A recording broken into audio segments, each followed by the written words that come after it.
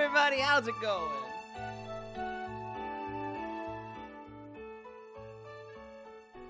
I'm alive! I'm alive, guys. I'm not a potato anymore. I probably still look a little red, but guys, I can put a shirt on again. I'm alive. Don't worry. I have returned from the dead. I am back. I am back. How are you guys? How was your weekend? I should probably have some lunch. Definitely have some lunch, coffee cups. Lunch is very important. It's the big meal, you know? Fully cooked coal. I'm fully cooked. Not overcooked, fully cooked. It was so bad, guys.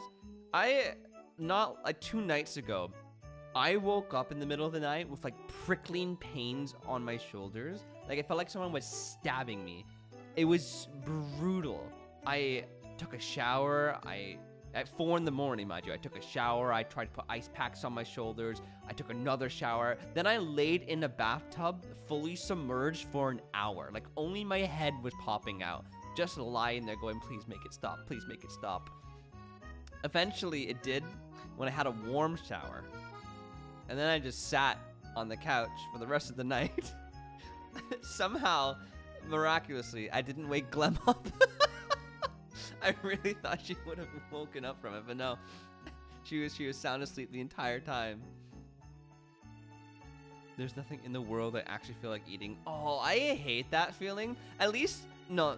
Usually for me, there's nothing in the fridge I feel like eating. You know, if I had the choice of what I could eat, I'm like, I want sushi right now. Then I'd be happy. You know, I can always go for sushi. Always. Sushi's the bomb. Sushi's the bomb. Bomb.com. Thebomb.ca, or should I say? I'm gonna start saying that instead of thebomb.com, thebomb.ca. I want that to be my slogan. What do you think of ColeHillChills? Oh, 10 out of 10. Thebomb.ca. I'm so orange, yo! Geekster, how's it going, man? Danny Wanny, Argentina, Slay, yes! Yes, Geekster, Slay! Danny Wanny, ew. I'm not really tan, I'm just orange. The camera's not helping. I also look super dark for some reason. I can't even think of anything I want. Really, coffee cups? Nothing? Not a single food? Do you not have like one food you can always eat? That's sushi for me. I can always have sushi. Also pizza, I think. And pasta, not always. Like 80% of the time I could have pasta. Tacos, always. What a fire hazard, Cole. Listen, Kay, we need to get Christmassy up in here. It's don't mind the fireplace though, you know? It's hot. It's hot here, but we decided to make it hotter for the Christmas spirit. Also, this is nothing compared to some Christmas displays. My sister sent me a house on my street back home, just plastered with Christmas decorations, man. It's ridiculous. Like their hydro bill must be through the roof, man. Through the roof.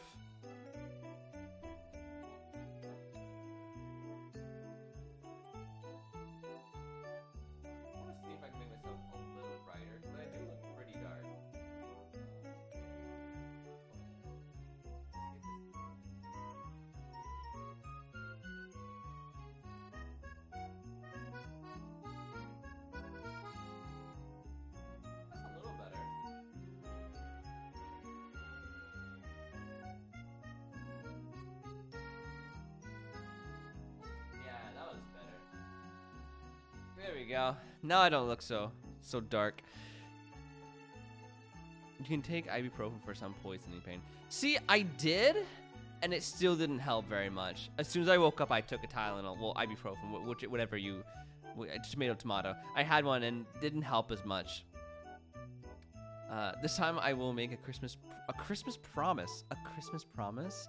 I'm not disappearing for this stream. I don't have any distractions or things to take me away from stream. Aww, yay! We get Geekster for the whole stream. It's a Christmas miracle. It feels like a Hallmark movie, guys. I mean, I'm supposed to be studying for my physics exam tomorrow, but Geekster! Can we ban Geekster so he has to study? Hallmark, yeah, it's a Hallmark Christmas movie. Right when we thought Geekster was dead and we'd never see him again, we get him for an entire stream. It's a Hallmark Christmas miracle. My mom watches way too many Hallmark Christmas movies. They're awful. They are awful. Like when I was back home, sometimes I would read while she was watching them or something, and there's this one channel that plays them. They're so similar, they even use the same actors. One movie ended and another movie started, and I was so confused because they were the exact same actors, but a different movie. I was like, wait, are these the same characters?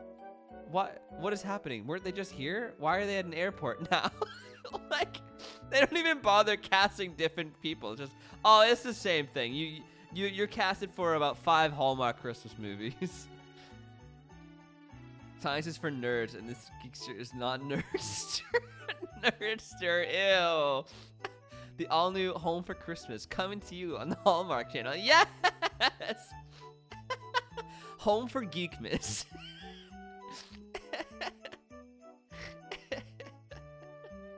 Oh my god. Also, I have to say, did you guys like my hair?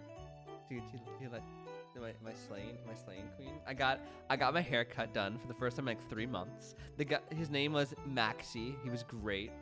He spoke a little bit of English, which was amazing. You know, he did the sides of my hair. He spoke a fair amount of English. Like he was very, very good. I could speak with him. And then he gave me it's called a blowout, right? Yeah, he gave my hair a blowout. Look at yoo-hoo! Big summer blowout. I got a hair blowout. I feel nice, guys. I feel like a new man. No more sunburn, no more potato, new haircut. I'm a new man. They just film like 5 Christmas movies at the same time. Yeah, they just change. They don't even like change the locations. They just go, all right, change your costumes. Just switch hats. That's fine. And new script and go. Cut and paste it. Yeah. They just film a whole bunch of generic stuff, and then the editors put together whatever they want. Oh, thank you, Geekster. Thank you. I appreciate that you noticed, man. Thank you. Maxie gave me the greatest compliment. He told me that well, I didn't hear it. He said it in our Spanish. But Glem told me, he told me my hair was like very healthy and full and luscious, you know? So I was like, I got happy. Very fabulous. Thank you, Janae. That is the greatest of compliments coming from a Janae. Very fabulous. Thank you. I appreciate that very much. 2 more followers. That will be the Christmas miracle, guys. If we can hit 300 followers by Christmas, oh, a ColeHillChills Christmas production. Your hair's vegan too? I actually do use vegan shampoo and conditioner. So, yes. I guess it is.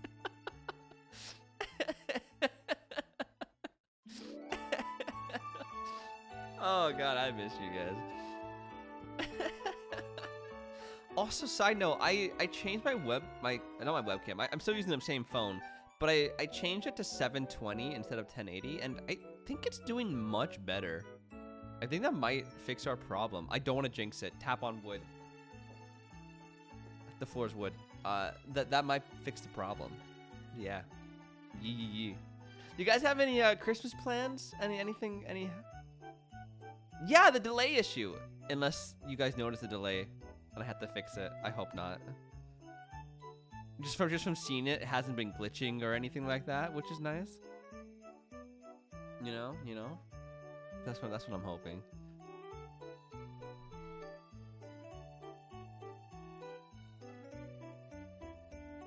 They don't even put up the Christmas tree? I have exams and they want me to do everything. No! Oh, that sucks, Geekster. My family had the Christmas tree up before November was over. Yeah, it's like halfway through December. Geekster, you need the Christmas tree. You need it. You need the Christmas tree. Oh my god, my TikTok used to be very cringe, but now it's just dogs and cats and like it is full on just animal TikToks.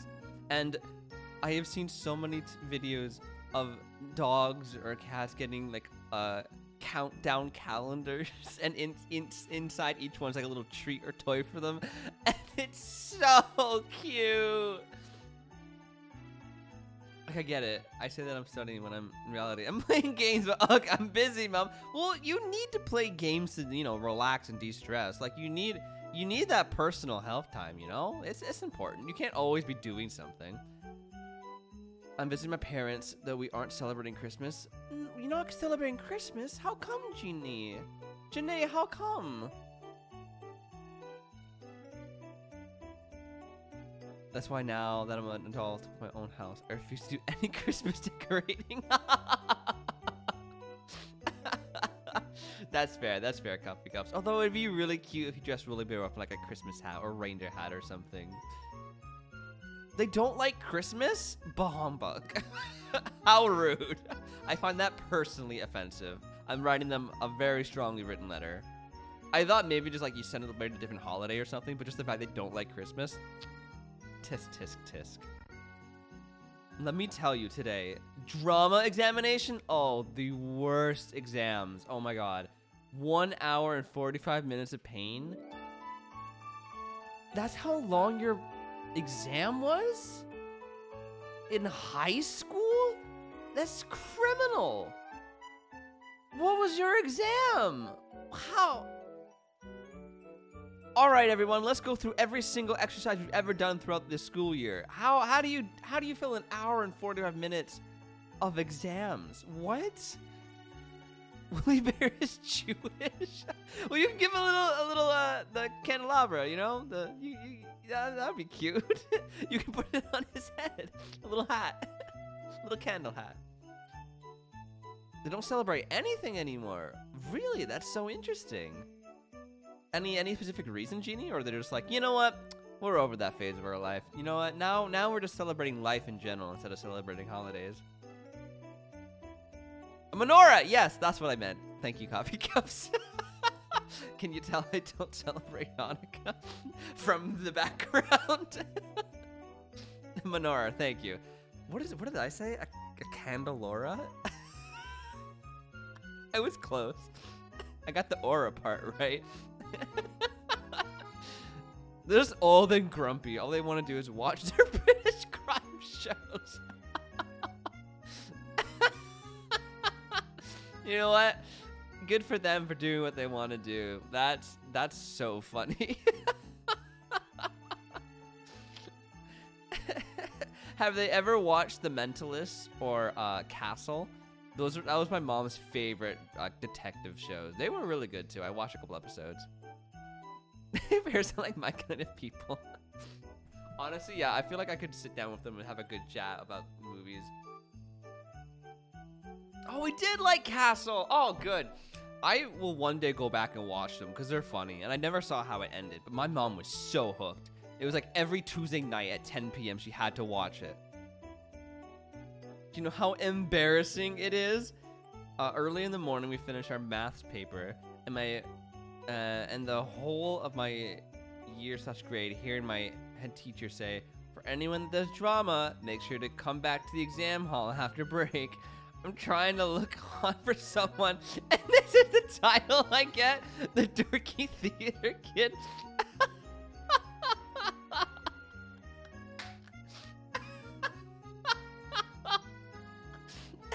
Not now, teacher. I'm trying to look hot, okay? I just did math. I'm trying to do the math aesthetic, you know, like I can do numbers. I'm smart. I'm smart but attractive. That's the vibe I'm going for. Not theater kid, okay? That's not attractive. That's not the vibe I'm going for. Jeez.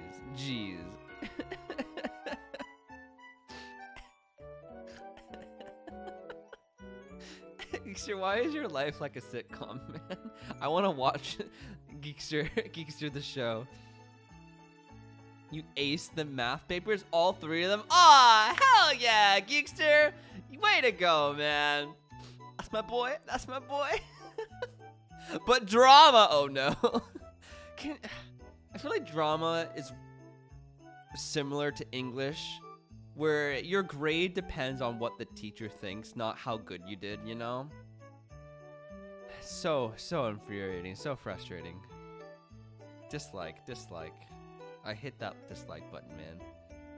Mood killer. I had to waffle about. Oh, I forgot about the word waffle. I had to waffle about vocal and physical exercises for like 11 questions. No. Coming soon to the Disney Channel, Geekster, the show. Oh, coming soon. Don't forget to tune in December 20th for the Geekster special Christmas episode. Followed by the Geekster Show Marathon.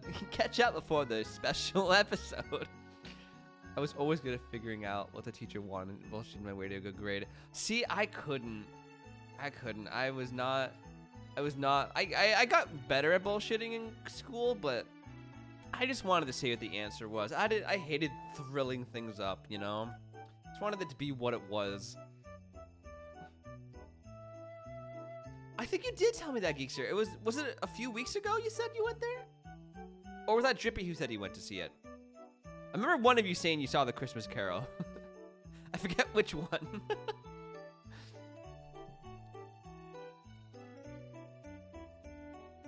My drama teacher thinks we're machines that recorded every moment from it. We came to watch something and she wanted us to write in the dark. What? No. All right. So what happened at this point in the show? What was this character's reaction? And, you know, what do you think his actual motivation was due to subtle texts you see?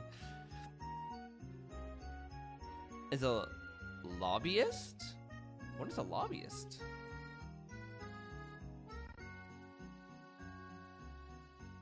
A person who takes part in an organized attempt to influence legislators. Oh, interesting. Oh, I didn't know what that was. Not that cool. How did the director do this? Did I see the director?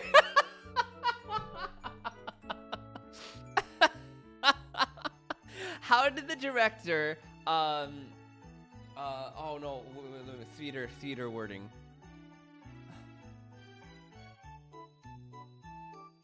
Not demonstrate. What am I trying to say? How did the director, not highlight.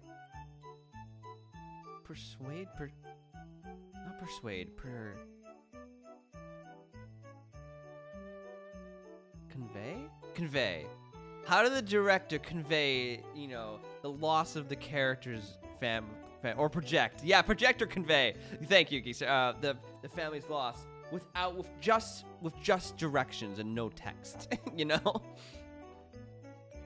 My father is why the system is unfair. Oh, your father's the one to blame. Okay, now we have someone we can actually blame, guys. It's Coffee Cup's father. Now we know.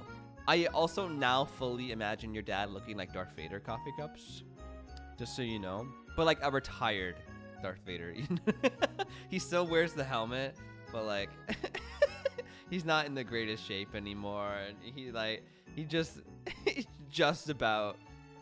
talks mostly. He doesn't really do things, you know? He only uses the Force to like pass himself the morning paper and coffee. If Darth Vader worked in an office. Hey Darth, can you pass a stapler? Get it yourself.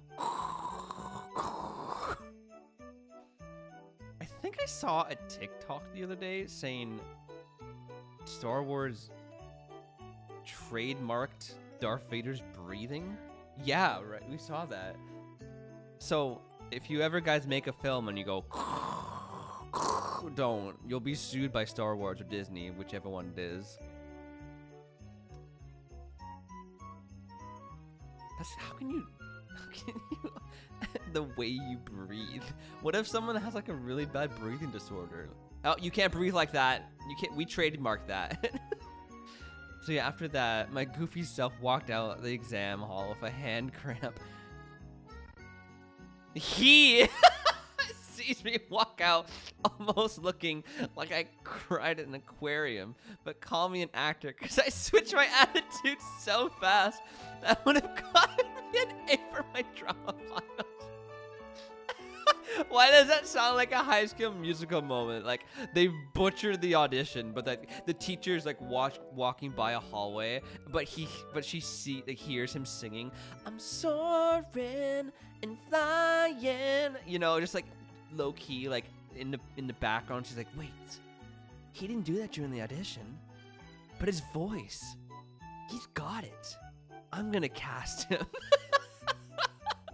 He walked by. Wow, Geekster really butchered that examination. Like I don't know what he was going on about. And then she sees you flip to a completely different personality. I was like, oh, where did that come from? Oh my god. Wow, he's an actor. He can act. He gets an A just for that. Geekster, this is prime material for a TV series. Right, that's what I'm saying. He's really good. He's gonna be Troy. Oh, that's what I thought. Oh my god, pronouns. Wow, he can really act. Wow, he can really act. Walks up to you, Geekster. Where was that during your exam? I didn't know you could act like that. I think I'm gonna make you my personal student. During the summer holidays, I'm gonna one-on-one with you, and I'm gonna bring that spark to what you did in the hallway to the stage. You're gonna be our next hit, our next giant star. It flop after 3 episodes and a bad reboot. No, I'd love it. I would love it. It'd be a great show. Are you kidding me? 6 seasons in a movie. High School Musical, the series, the British version. There's a High School Musical show. My brother was watching it unironically and found it hilarious. I couldn't stomach looking at it. It was so cringy. It was like, no, thank you. The musical, the series, British version. Oh wait, is that it? High School Musical, the musical this year. Oh, I thought you were that's what it's called? High School Musical, the musical, the series. Shoot me in the head. Why? Bruh. No, that's too long. That's way too long. No. Also, okay. The one in High School Musical 3, this moment really, really bugs me. When you have an accent, it disappears when you sing. Like, especially if it's like an English accent. Like, if you have a British accent, when you sing, you don't sound British anymore. You sound just like generic, you know? Like, you lose your accents when you sing. It all sounds very similar. Well, you know that one Sharpay knockoff? The one who was trying to take Sharpay's spotlight? She was British. But the actor decided, you know what? I'm going to keep this accent even when I'm singing. It was so weird to hear her sing with a British accent. It was like, I've never heard anyone sing like this before. This is very, very odd. I don't know, like that's the one part of the movie I do remember. I was supposed to watch season 2. Is this season 2? Stop. Because I knew it was cringe, but it's a good background sound. Not gonna lie. We're all in this together. Bum bum bum ba da bum ba da bum ba da ba da. Now mine stays. Wait, what does that say? Soarin' Floyd.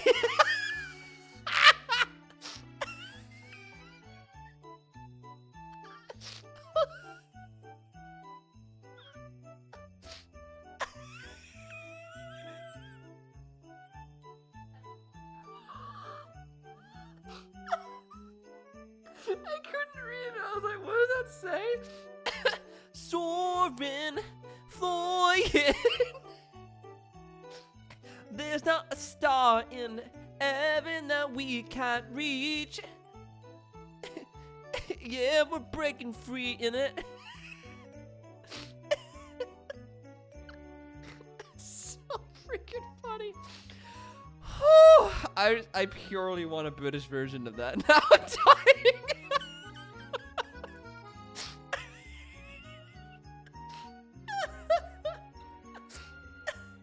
Why is that so funny? Soaring, flying.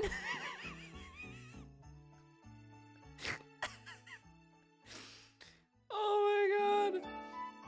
Oh, Geekster, I missed you, man.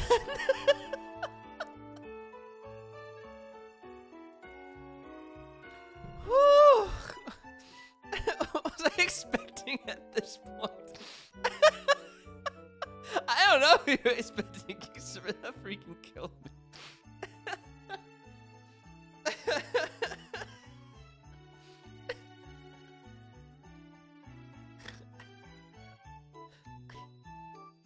I can't.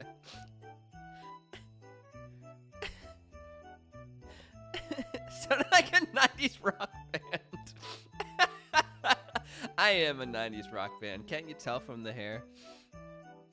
Look at me emptying, loading, and running the dishwasher before I run out of forks. Yo, way to go, Coffee man. Good for you, man. I've never had a dishwasher. I have used one before. At I forget where, but I have used one before. Oh yeah, my res. In my first year of college, I had a dishwasher. I don't like them. You run out of dishes so quickly. You know, like let's say you wash your dishes at the dishwasher twice a week. I don't know. I run out of dishes really quickly. I love Sharpay's Fabulous Adventure. Oh, I forgot about. I never watched that show. That came after the three High School Musicals, right? The rich guy, but boy, her dog's name is Boy. Stop. Dishes. Geeksy man, you just gotta find yourself someone who like loves doing dishes. Now I don't know if Elias loves doing dishes. Maybe you can ask him that when you're ever on your first date. Like, so, question. This might make or break the relationship. Do you like doing dishes? Like for us, like I love doing dishes. I don't know why. I find it like it's satisfying, and I like the texture of it. I don't know, but Glem hates doing dishes, so it works. After my first year building yurts, my gift to myself was a dishwasher. Oh, that's awesome, Coffee Cups. I think our first gift for ourselves would be either like a blender or an electric kettle. They made a whole musical number of her dogs. Stop. She performed with him? That's adorable. I love that. Maybe I'll watch it. I probably won't, but maybe I'll look up the dog musical part. That's cute. I love that. Portable dishwasher? Just say.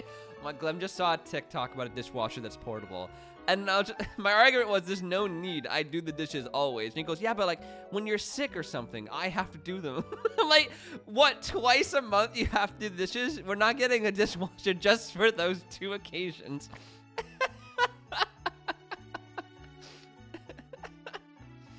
So what detergent do you use for your plates?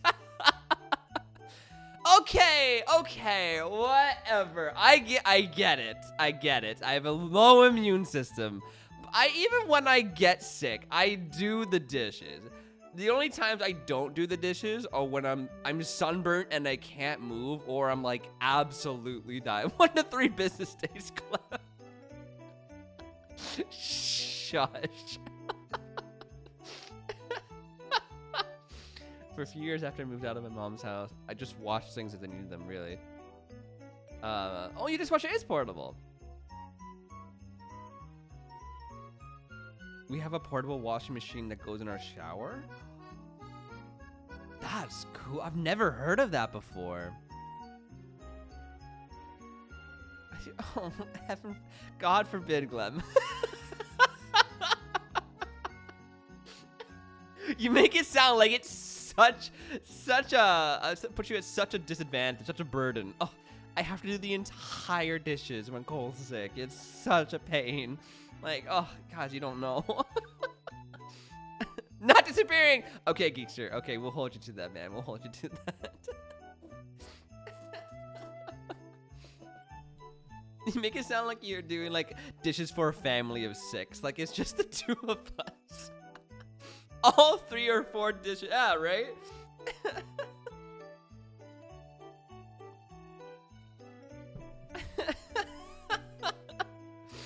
Oh, we have fun here, guys. Yo, Coco! Welcome back. How was dinner? What'd you have? Dum dum dum dum. I freaking love this Christmas song. I hope you guys are enjoying it because I freaking love it.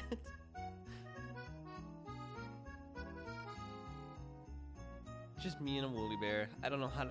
I use so many dishes. I find I use very few dishes. I don't know, or maybe I just wash them as I go. Maybe I don't know. Glenn uses 1,000 dishes. Use 1,000 dishes when you're cooking.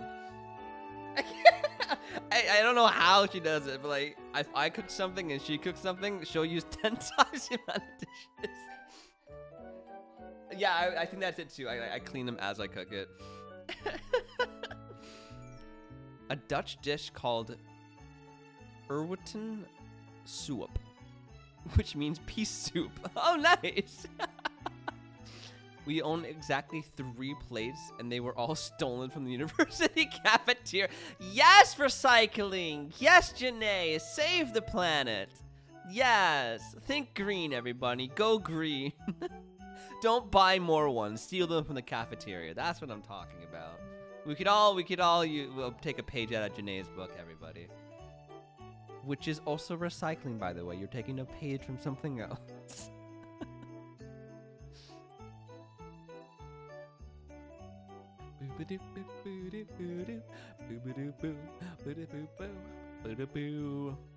If they're gonna charge me $20 for a tiny meal, I'm gonna get my money's worth. Oh, college food is so expensive. Oh my god, it's so expensive. My college didn't even have like its own cafeteria where they made their own food. They just had like little like Tim Hortons and Subway and China Walk, stuff like that in the cafeteria. So it was of course stupid expensive. I remember when I was touring universities. I toured. It's in Ottawa, Carleton University. That the name means nothing, but they had a really ginormous like cafeteria, and the way it works is you don't pay for individual things. You pay to go in there, and then you can stay the whole day if you wanted to, and you can eat as much food as you want. And they had like so much. It was like a full buffet. They had so many healthy meals and just like so many unhealthy meals, and chefs cooking it right there and then. Like, oh, I almost went to that school just for the cafeteria. That would have been amazing. Love your attempt. It's actually pronounced Irritan soup? Did I miss the whole Secret Santa Animal Crossing thing? Secret Santa? Secret Santa Animal Crossing? Wait, what? Is there Secret Santa in the game? What am I missing? Oh my god, the coffee cup I stole from the cafeteria back when I was in uni, back in Stone Age, broke 2 years ago, and I'm so, no! It is so tragic when a mug breaks. A plate's fine. I don't know, I have no attachment to plates. But when a mug breaks, oh. Cry, man.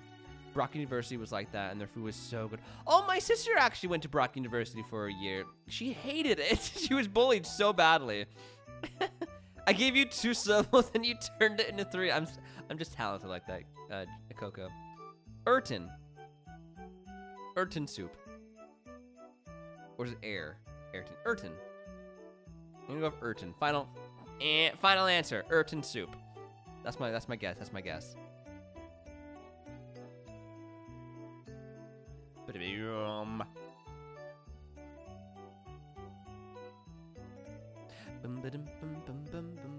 We should probably start playing, eh? Forgot about that. Also, Coco, I'm so surprised I'm ahead of you. Like, how did that happen? You were miles ahead of us. Wasn't someone planning that? Having a Secret Santa with each other in Animal Crossing? That's so cute! If not, I'm totally clipping that and making it my own original idea. Geekster, that sounds amazing. Let's absolutely do that. Yes, I love that. I super love that. We'll put a price cap, you know, you can only spend so many bells. I super love that. We'll organize that in the Discord. I freaking love that. Close enough, but the Dutch will know that you don't speak Dutch. I mean, everyone here knows I don't speak Spanish, but it's okay as long as I can communicate. No one take it from me now. Yeah, it's trademarked. It's a geeky Geekster Incorporated mark. It's only geekies. You pronounce English half the time. You expect to be. Thank you, Coffee Cuz. I appreciate that, man. Like, yeah, guys, come on, give me a break. You caught up to me at your last Ace Attorney stream, and then went further. And I haven't played yet. So, oh wow, Coco, gotta step it up. Step it up. You gotta step it up, Coco. Step it up. I feel like after this trial, we're done with the first game. I think, at least.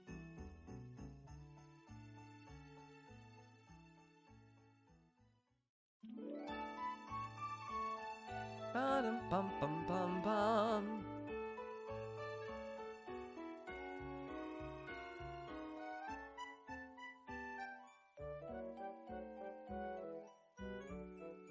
Oh, my mom just texted me. So we got my family a family present and a present just for my mom. She really wants to make to move out east and start an alpaca and llama farm so she can make, you know, she can use her wool to knit things. And my family usually does throughout December, they'll have a big puzzle on the table that they'll make stuff that they'll work together throughout the month to try to finish it. So we found Clem and I found a puzzle with a bunch of like llamas on the front. They're all so funny. They have hats and stuff on them. And we sent it to Canada for them to do. Hopefully it'll get there on time. But we also found a book that we ordered from Canada. A little tiny book. Not llamas with hats. That's like, it's a little book explaining and teaching you how to like start an alpaca farm and stuff. And that just came home, so she just texted me saying they got the parcel and stuff. But my sisters took it, so she doesn't know what it is, and wrapped it up.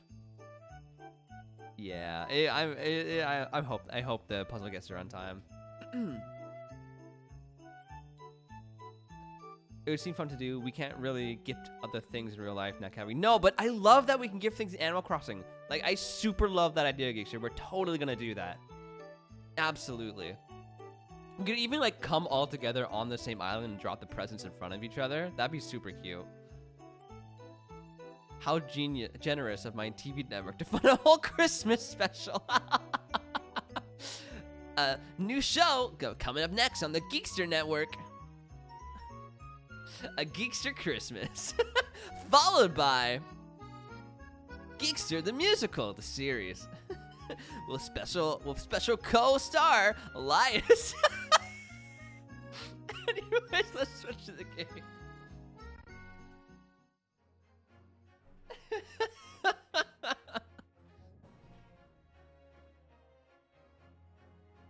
Although my dad did recently find that cartoon, The Llamas with Hats, and he found it so funny.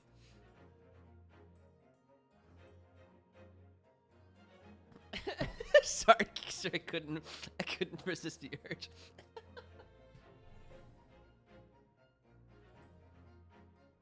There you go. Imagine you accidentally found this stream and saw Geekster sipping. So, Geekster. Okay, no, he wouldn't know it's Geekster. That's oh, yo, idea. Okay, Geekster, here's how your side of it works. Okay, you have to like plant in his brain that he has to come see ColeHillChills stream without telling him he needs to. Just like put up posters, you know, so he like subconsciously sees it, you know, like here and there, like you memorize his walking route in high school, so you like put on the walls, you know, he's gonna see like watch ColeHillChills on Twitch, watch ColeHillChills, you know. So anyways, eventually he shows up to our stream, right? And you don't know, I mean, he doesn't know you're Geekster, and so all we do for like the entire stream is just talk you up. Like, yo, yeah, this kid we know. We'd have to expose your name on stream, but it'd be for the greater good. Like, yeah, I was talking to him today. Great kid, man. Great kid. Like, he does so much like volunteering in the community. You know, he's constantly saving stray cats and stuff.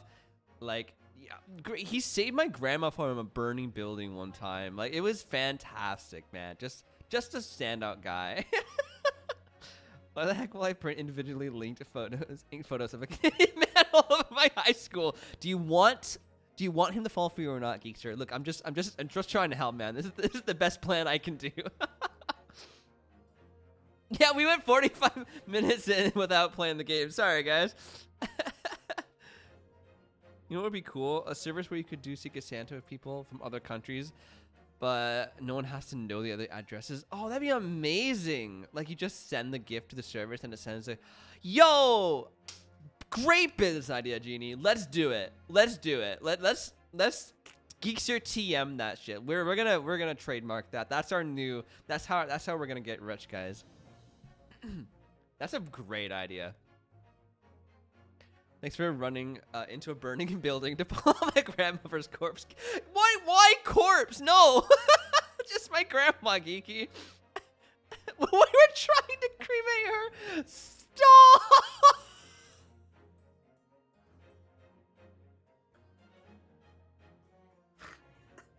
No. She starts a business empire. Wait, there is a TikTok where I have to be real. I'm not. This isn't an original idea. I'm stealing from the TikTok. I don't know what it was. Some guy, and it was clear he was like in the friend zone, or that's what his TikTok was about. And so many huge companies and brands, all in the comments, were hyping him up. Like, yeah, like Kyle's such a great guy. You know, like he donated so much money to cancer and really helped me get back on my feet. Like, huge. It was so the best part was reading through the comments, man. It was so funny. But that's what we're gonna pull off for Geekster. That's what we got to do, guys. Sorry, wait. Geekster starts a business empire. TM. Correct. There we go.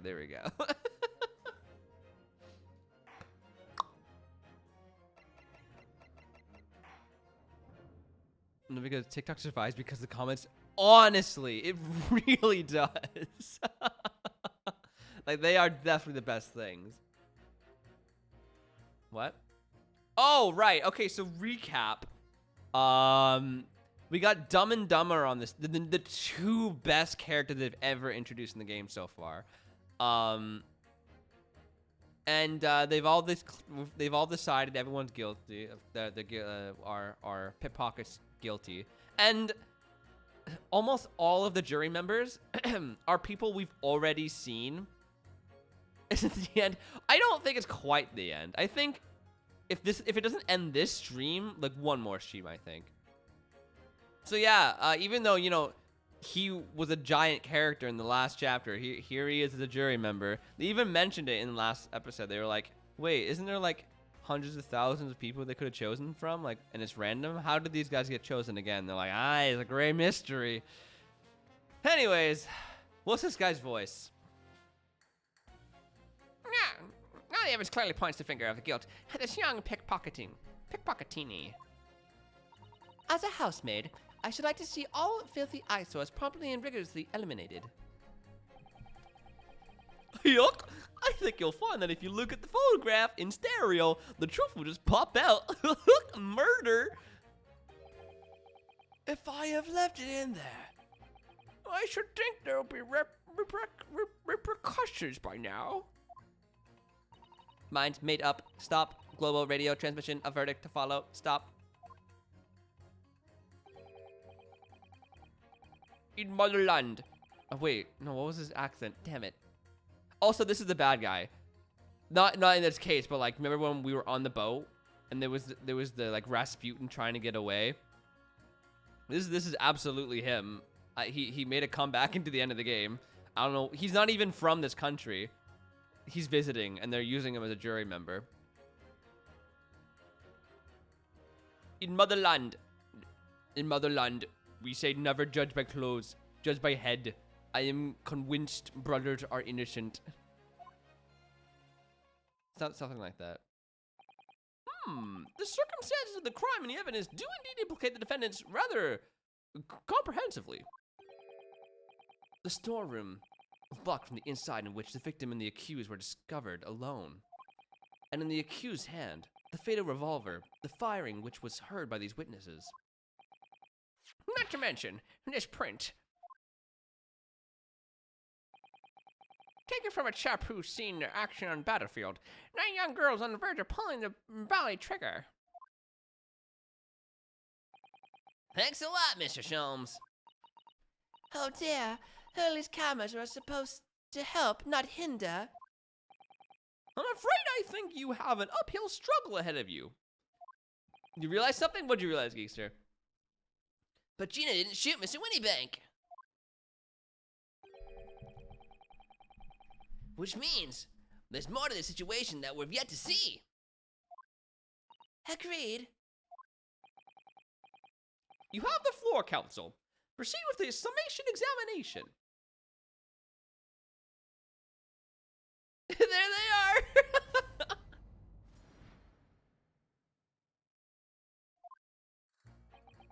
All right. Hold it! You're not Mr. Natsumi's landlord, Mr. Garadab, aren't you? We really must stop meeting like this. Ah, you're a lawyer chap. Wow, there's a turn up for the books. Yes, rather a turbulent time we had back then. Some extraordinary events took place at your house, that's for sure. Luckily, Mr. Sholmes and I were able to get to the bottom of it all. I think we did rather a lot for you, didn't we? Yeah, we declared her wife was a murderer. We really did a lot for him. I mean, obviously, I wouldn't be suggesting that, therefore, you should change your leaning to not guilty or anything. Can't be denied, I suppose. The guy at the Garadab's house was the talk of the town after the business. Lodgers moved out, and I couldn't get the bally to song to take up the tendencies. Oh! Haven't had the heart to break the news to Joanne yet. Bad enough that old girl is clapped up. Yes, can't be denied. You did a rather lot, but rather not for us. That's for dash certain. I suppose not. Cars. There can be no suggestion of that being the reason I'm leaning towards guilty here, obviously. Obviously, but honestly, I really wish he'd pay more attention to that trial, unless to juror number 2. What? Are you trying to say he's flirting with the maid? At least someone finds my stories interesting. You guys saying my life should be a sitcom, but the ones that are actually in my life are just there. It's nothing special, but hearing you guys say it, it's hilarious, makes me smile. Aww, I'm so glad. No, dude, your stories are so freaking funny.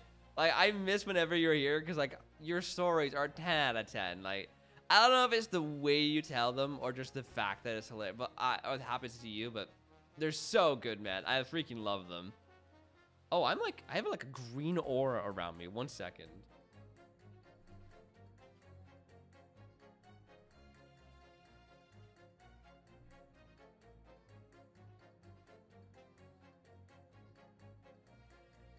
There we go. That's better. Maybe I should disappear more often. No! No! No! No! No!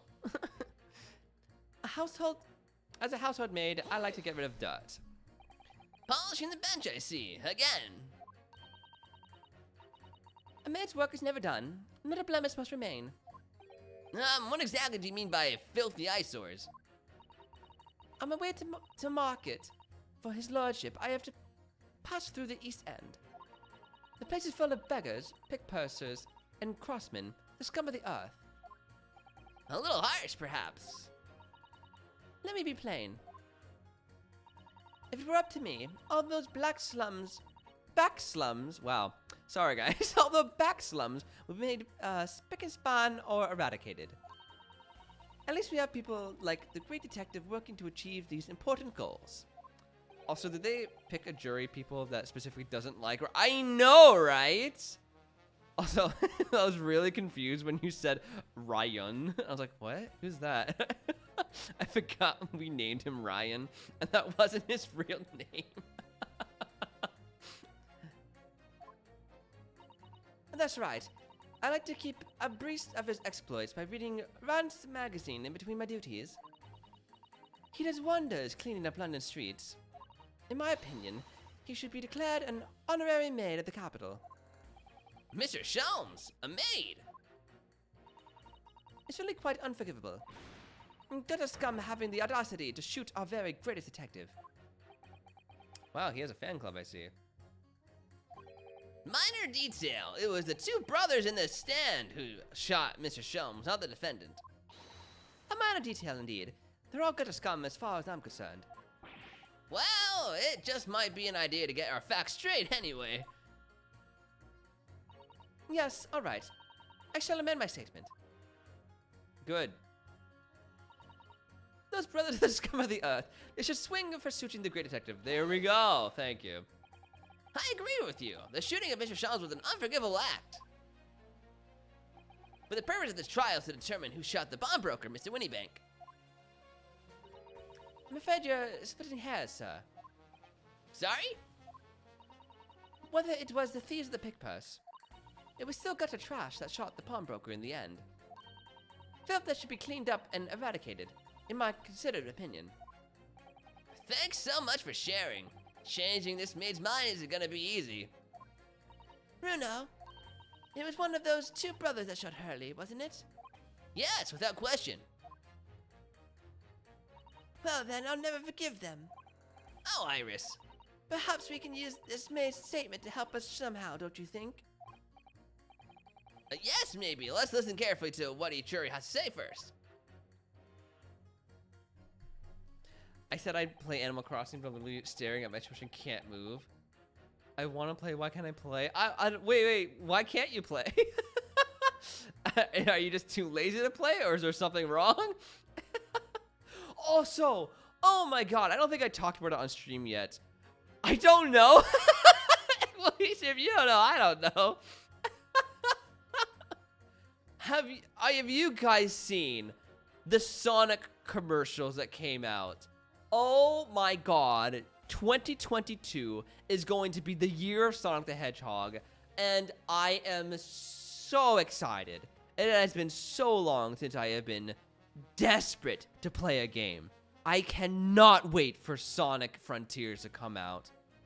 Oh my god, it looks gorgeous. If I can run open world as Sonic, I will burst out crying. My inner child will be overjoyed. Oh my god. Twitter probably made the joke already, but it's, oh yes, oh yeah, absolutely. Sonic Breath of the Wild, absolutely. But usually I'm a little annoyed when they make Breath of the Wild, you know, like Breath of the Wild games, even though it's just an open world game. I'm like, ugh, another one? No. Sonic, my body is so ready, guys. It is so ready. I cannot wait. This is the Sonic game I've always wanted and always needed, and I hope it's good.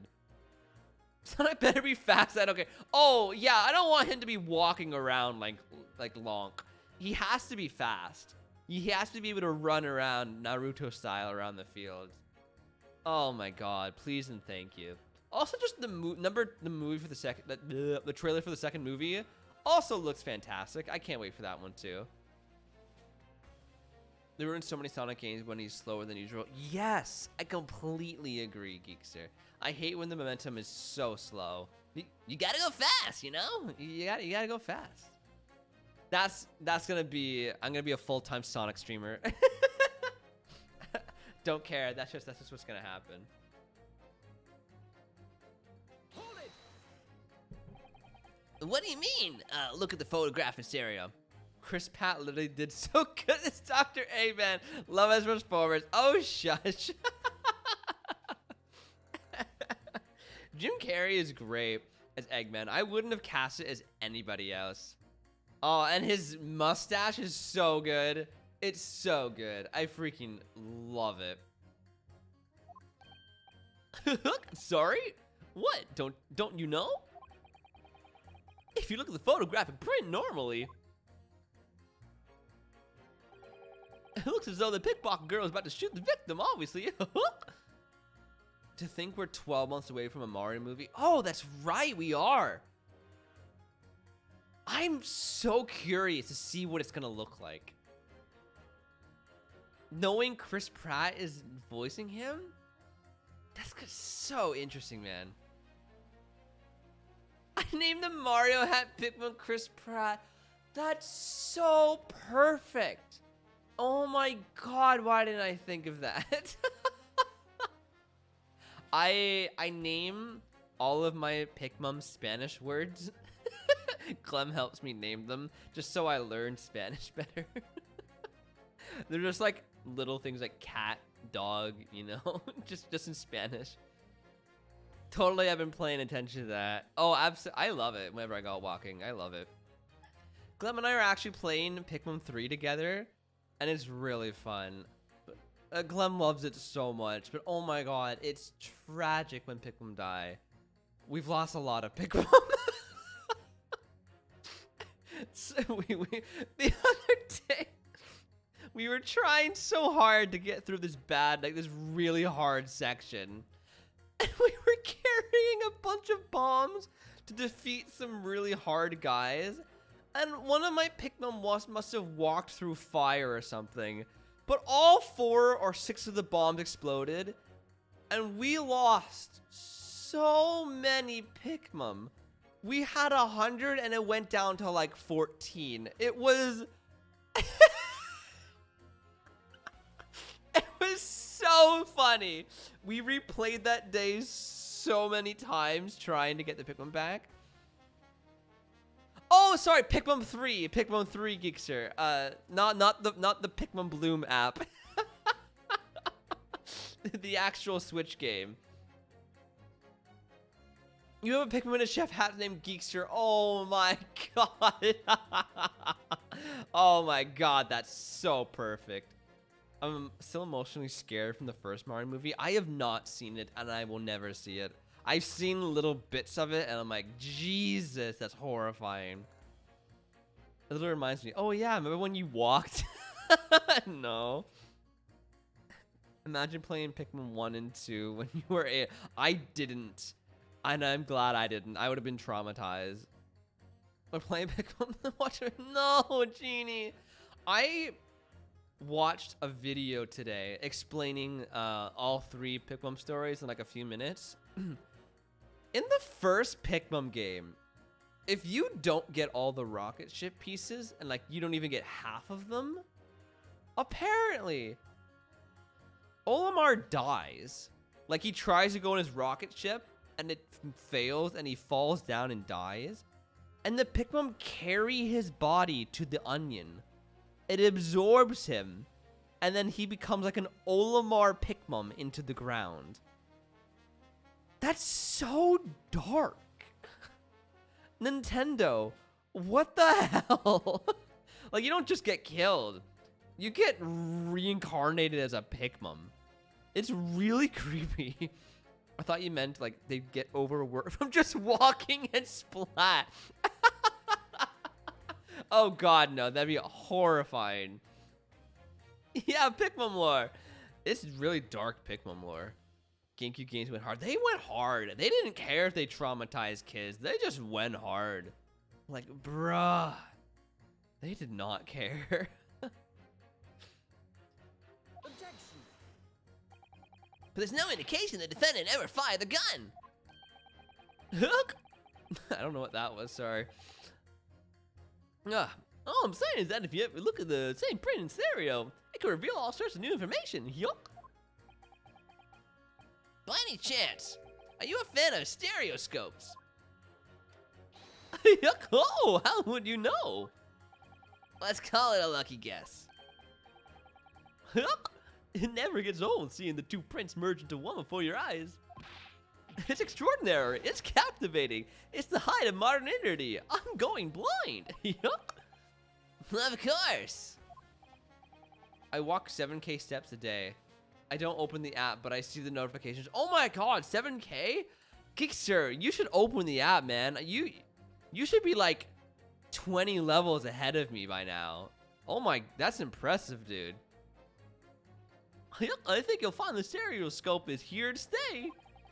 Giving us new perspectives we could only dream of before. It's the greatest invention the world has ever seen. If only you could give me a new perspective on this case, I might agree with you. If I have left it in there, I should think there'll be repercussions by now. What exactly have you been muttering about all this time, sir? You keep talking about having left something somewhere or something like that. No, so sorry. As you can see, you can probably tell, I'm a surgeon. A surgeon? That totally passed by me. Really? Really, Ryan? That passed by you? That's impressive. You see, I'd brush past so many things until you guys pick something so basic out from my life. Say, sitcom material. Whoa, no, 7K steps? That was super impressive, man. When I don't know, maybe just 'cause I don't get out a lot, but when I go out walking, I don't know, it's usually 3K, you know? 7K? That's impressive. Of course. Of course. People conducting surgery in this country aren't considered to be doctors, oh no. Even though me and my kind are at the forefront of medical science, the real brains in the field. So, what is it you think you've left behind? Oh, well, that's a little embarrassing, to be honest. You see, I was operating on someone yesterday. Standard thing, went through the abdomen. But when I finished the procedure, I couldn't find my scalpel anywhere. What? Did he? Surely not. Exactly. Surely not. You say to yourself, don't you? Worrying, isn't it? That's what's been troubling me this whole time. Could I really have left my scapula inside the fellow's belly? No, of course I couldn't. So, there you have it. Like I said, it's a little embarrassing, really. That's one way of putting it. The other is manslaughter. That's exactly my concern. And seeing as this case appears to be all but sewn up, I need to refocus on trying to remember exactly where I've sewn my up elsewhere. Now, I'm sure I've made sure everything was back as it should be. Well, as sure as you can be without being sure. I'm sure you need to be more sure. This is supposedly set before my germ theory was before germ theory is widely accepted. A surgeon would not be holding their hands like that because they didn't wash them anyway. Interesting, Coffee Cups. You're so right. Coffee Cups just takes this game apart. Like, no one seemed to do their research on it. Level 13? What level am I? I don't think I'm too far ahead of you. I think all you need to do is do little tasks to level up because you got all the steps in. 17. Oh, okay, yeah, but I think you've walked more than I have total though. So you should be a higher level once you like do the little tiny tasks that you need to level up. I guess because I don't use the app when walking Supposed marathons. It should count your steps when you're not, when you don't have the app open. Kind of like Pokemon Go, I believe. How does anyone function in society? Oh, I know, right, Genie? They're complete morons. Hold it! Hold it! Do you want me to dox your total steps, Cole? Yeah, do it. 79K. Oh, okay. Not bad. That's not bad. I'm okay with that. I'm okay with that. Color photography hadn't been... Yeah, for sure. I remember we talking about that one. Sorry, radio transmission. What do you mean? 171... And you tell me that's not impressive, Geekster. You've walked 100K more steps than me. Bruh. Are you from the East? Stop. Yes, from the Empire of Japan. All communication with Far Eastern nations used to take place by mail. Royal Mail steamers take more than a month to complete their journey. Nah, but now we have the electric telegram, so we can send messages using electric signals. Thousands of miles of cables have been laid along the ocean beds, connecting the entire world. Thousands of miles of cable? On the ocean bed? It makes my head hurt just thinking about it. You are well informed, young lady. Thank you. But the cables will soon become a thing of the past. Stop. And just when I was starting to catch up... Oh, God. Radio transmission is a future. Stop. Messages carried over airways to 4 corners of the globe. Stop. Excitement growing. Stop. Atmosphere. Electric. Stop. Right. Try not to wear out your fingers. Era of wireless telegraphy. Stop. Driving technology revolution. Stop. And people say inventions like the stereoscope are the height of technology. What utter piffle. Piffle. I can't understand it. I really can't. They're just silly toys. No. Uh-oh. We got some fighting going on. No, I'm traumatized. I'm looking up these walking creatures and realize they can die. No, they can't. They can't die in the app game. Just the main Pikmin series games. They get killed very often. It's really hard to keep them all alive, actually. It's the hardest part of the game. Excuse me. Juror member 3. Sorry to interrupt when you're obviously fuming, but... What?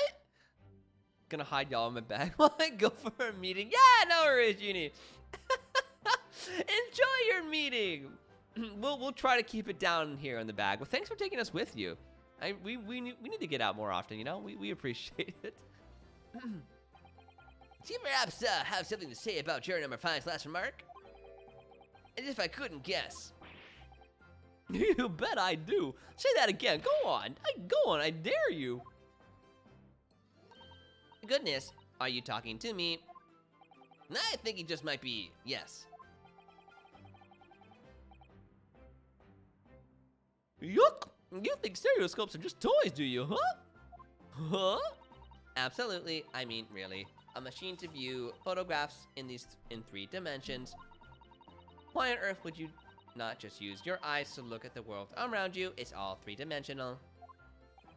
What a great way to appease the man. No, I'm sorry. Stereoscopes are of no practical use at all. Uh-oh. You just don't know. Pardon. Hopefully no one stops by my office and hears Cole's voice. No, I hope they do. I wanted a Tamagotchi die. So, oh my god. Tamagotchi's dying is traumatizing. Traumatizing, man. I have to start discussing our cool. Yuck. Genie. It's my ringtone. I think you'll find that viewing photographed through a stereoscope can unlock all sorts of possibilities, yuck. I'm always going to have to demonstrate. What sort of possibilities? Well, take the crime scene, for example. If you had a pair of photographs from a crime scene that you could view through a stereoscope, it could reveal hidden clues you'd never even noticed before. What? Have you got any, Bruno? Any prints we could use with theirs? I do. How about this print here?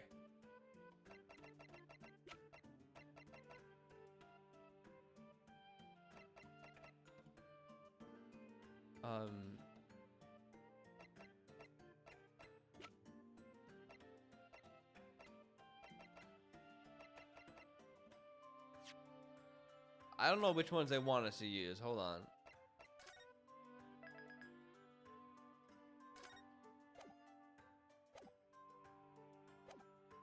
We only have one picture of this, right?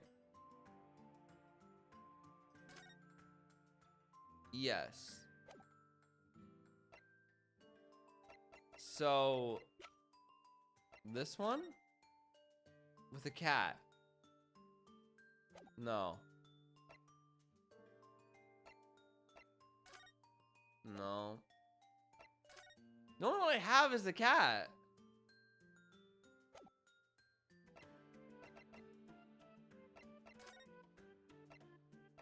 I don't have a second picture.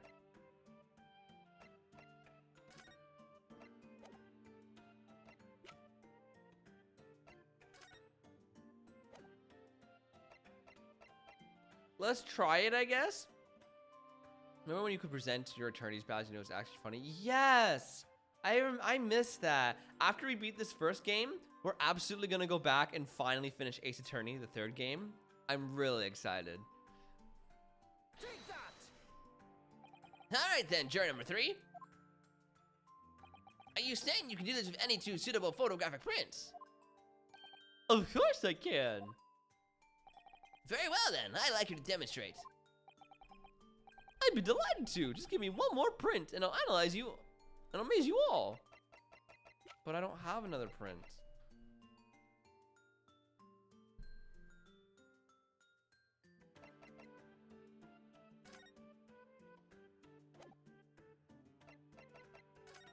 I don't have another one.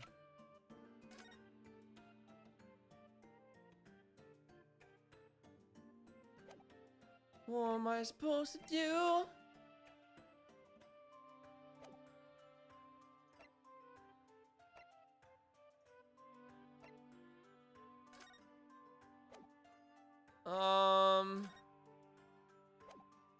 Can I give him the same picture? Take that! Wait, sorry? What do you mean, one more print? Oh dear, don't you have these in the Far East? Don't you know how a stereoscope works? We do. We got a very long explanation of it. Bruno. What? You need 2 photographs for a stereoscope, remember? I do. Yes, I know. I don't have another photo. It's just a normal photograph. No. I think you'll find that the clue is in the name. It's a stereoscope, not a monoscope. You always need 2 prints, yuck. Thanks for the friendly explanation. Well, if we attend another print at some point later in the trial, we can always show it to this young man then.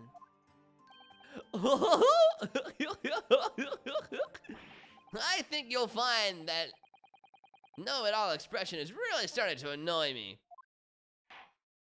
Let's get things back on track, shall we, counsel?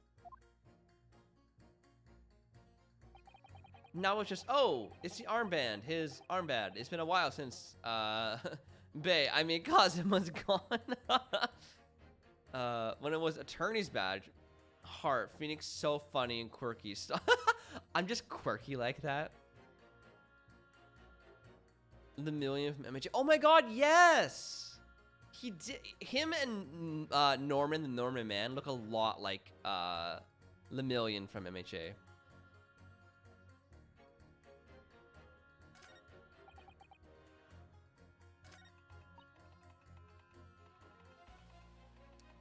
Okay. Hold it! Please tell me you're not a villain Bolshevik. The Russian revolutionary. That's the man. Revolutionary. Da. I believe there is such a rumor. It's just a rumor. As you see, I have unfortunate appearance. I look just like, no, vicious criminal.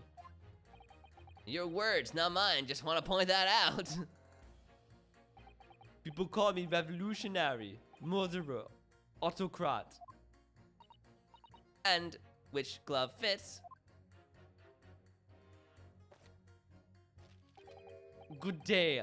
I am visiting London for sightseeing. I would like to take bus to Crystal Tower, please. Right. That didn't sound staged at all. You'll forgive me for having my doubt. The Princess Gnome guy? Yeah, like the one that the girl was dressed as to disguise herself. Yeah, he's actually here in front of us. To be treated like vicious criminal all the time. It is very painful. People do not realize. So I have much sympathies for these brothers. People say they are criminals only because of how they look. He is bad. He is a giant criminal. The Skulkin brothers. Duh. Maybe they went inside pawnbroker's shop. But they have done nothing wrong. That is all I want to say. The Skulkin brothers did nothing wrong that night. Alright, well, first of all, that's one not so little misunderstanding I'll need to clear up straight away. Tell me something, Iris. And what is it, Bruno? The jurors are chosen at random from the inhabitants of London town, aren't they? Yes, it's amazing, isn't it? In that case, how is it that there's a Russian tourist sitting among them, who looks for all the world like a revolutionary? I wish I knew. If I can't change the minds of more than half of these 6 jurors, the trial will be over. Yes, I know. Yes. Thank you. A huge criminal mastermind. Instead of hiding, he's petting his pet rat in court. Yes. Okay. We can't shove stuff at them and be like, guilty. But you know.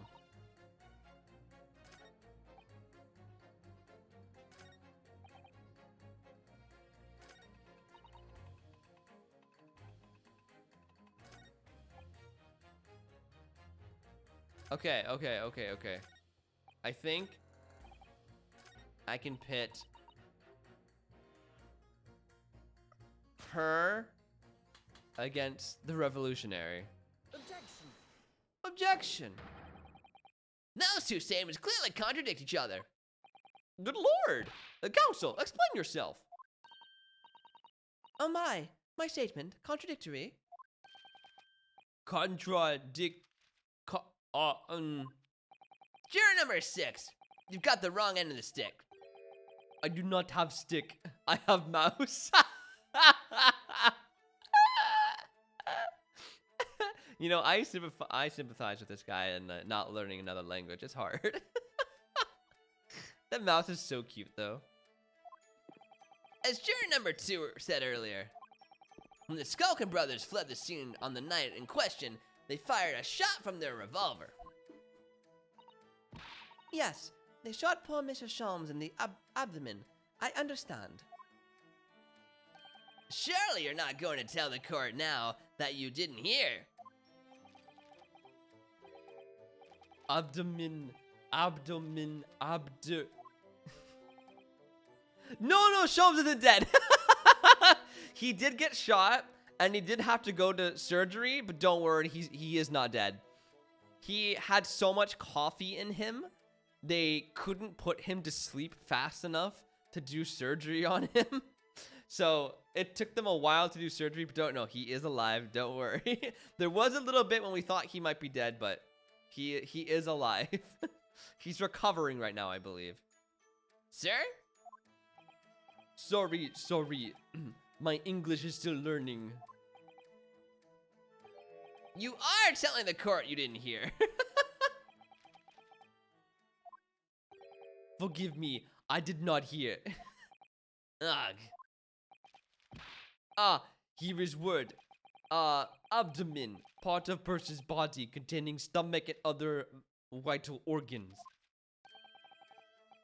If this is what you mean, you should say in plain English. I am Russian, not native speaker. Who thought it was a good idea to let this man be on the jury again? So, you are telling me... You are telling me these brothers who look like criminals were lying.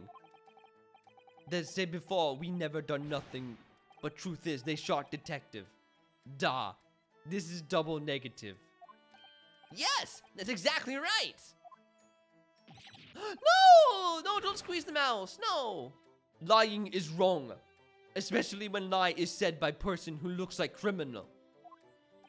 Coming from you, that seems surprisingly prejudiced.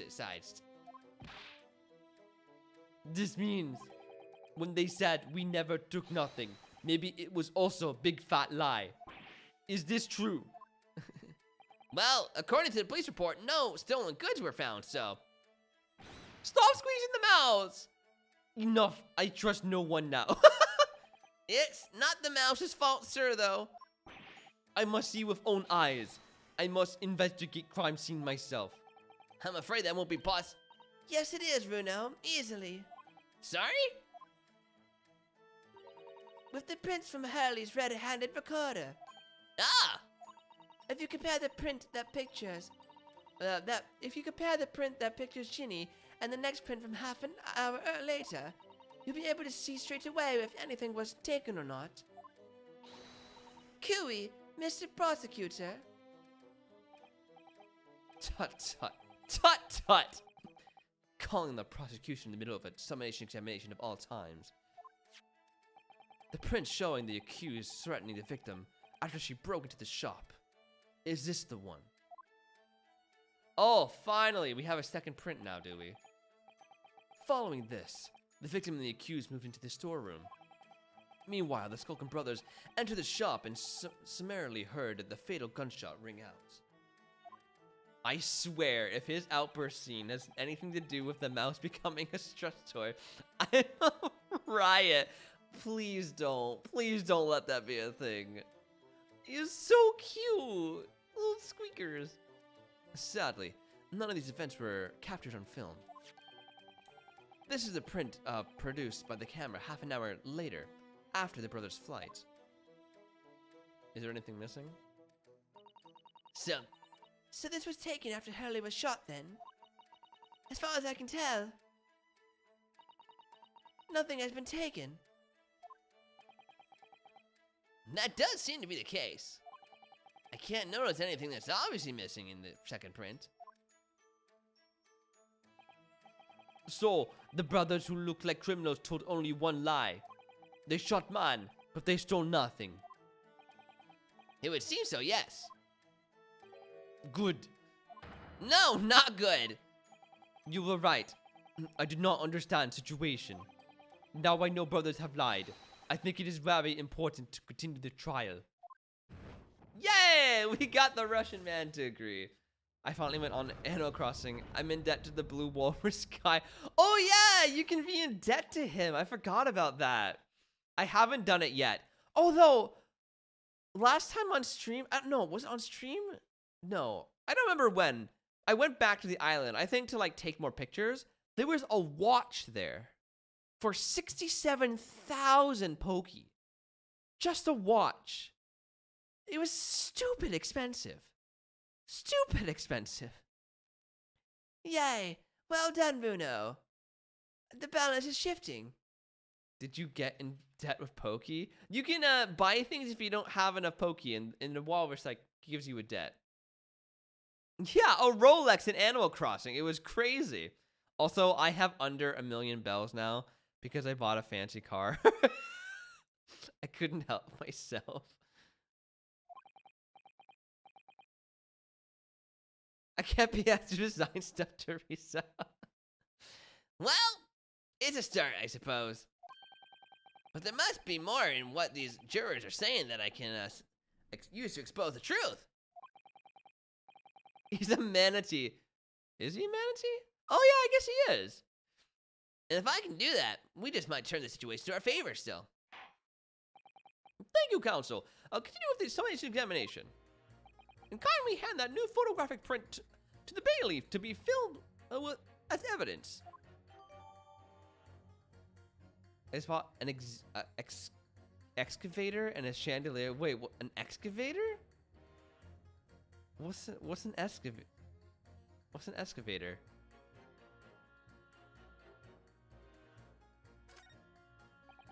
Another print in the court record. I wonder if we can make use of that. The big construction machines? Can you send me a picture of what it looks like in Animal Crossing? I'm super curious. Oh, is it the drill? The because I have that.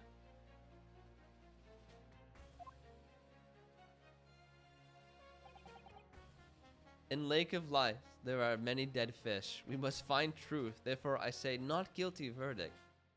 Yeah, no worries, Teresa.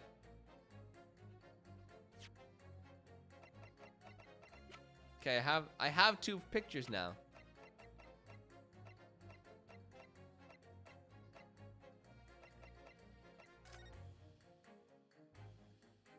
The glass is broken.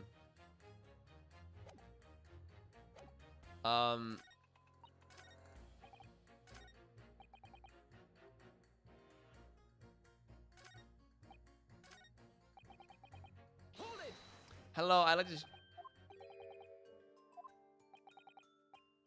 Yeah, I have 2 pictures now.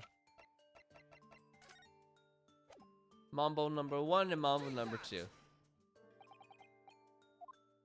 Bum bum bum bum bum bum bum bum dum dum dum dum dum dum.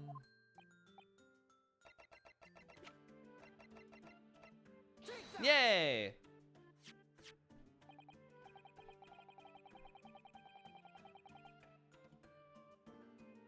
Bro, that's an Animal Crossing?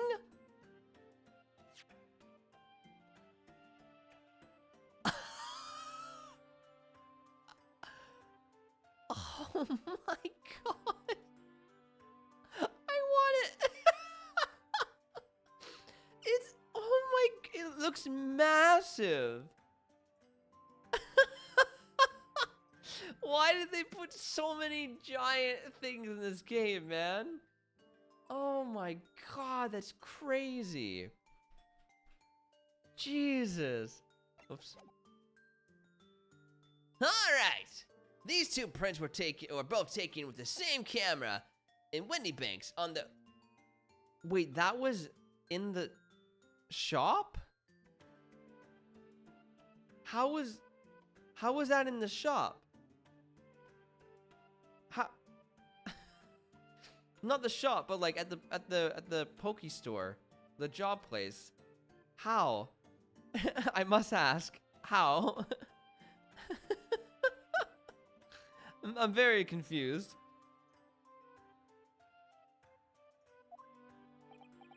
Oh yes, I see. Tell me, Mr. Lawyer. Do you know these how the stereographic images work? Yes, I know how they work. Well, I think so. I did have a lesson only yesterday. Oh my god, don't tell me again. I get it. I get it. I know.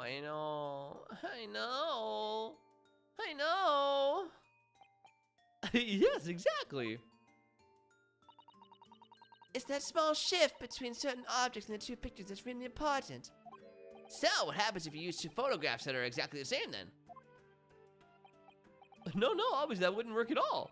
Not for seeing the scene 3-dimensionally anyway. Oh, Of course, now I see. Uh-huh. I think the young girl has discovered a secret. I have. Oh my god, I was the most cursed thing I've ever turned around to look at in my life. I have. Oh my, stop. Lady, please. Oh my god. Can you uncross your eyes before you tell me? Have another look at these two pictures from this camera, Bruno. Go on. I do say I think I would like that, Geekster. I would absolutely send you the money back for it. Can you see that there's a really obvious difference between them? Yes. The glass is broken in the lamp, and also the pile of books with the doll is shifted. Of course there is. There are two people in the first and no people in the second. Well, yes, you can see that straight away. But now, try to look at the pictures in 3 dimension. All right, I'll give it a go. So to start with, you have to cross your eyes and then try to make the two pictures overlap exactly. Hopefully it fits in your mailbox. Thank you so much, Geekster Man. Let's see if by crossing my eyes, I can make the quill pens from each picture overlap in the middle. Do it. Wait. Well, did you manage to see it properly?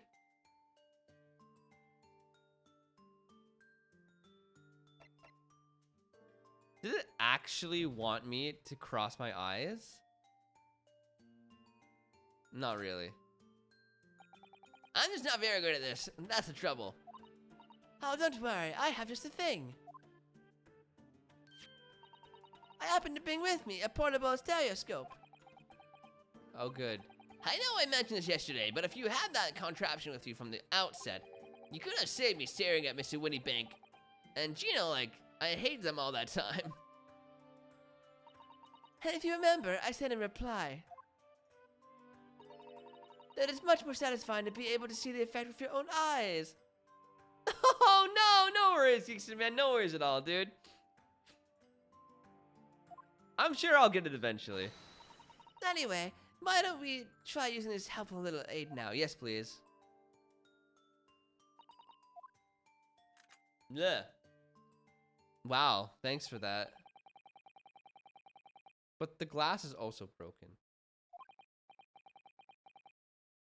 Wait, look at that! Hi! What's going on with these two pictures? Some of the things on the counter sort of jump out at you. Oh my... Stop. Stop.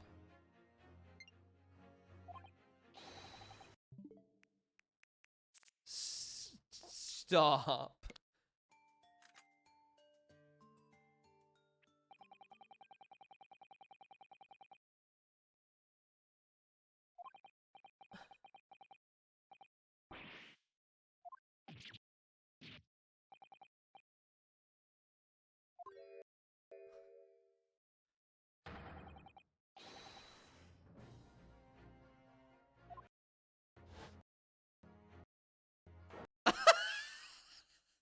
No! Why? Why?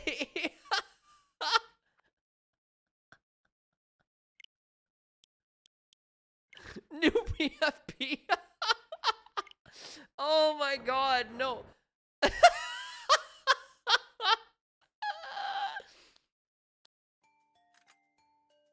Is there any way to fast forward it? Oh, okay, good, you can.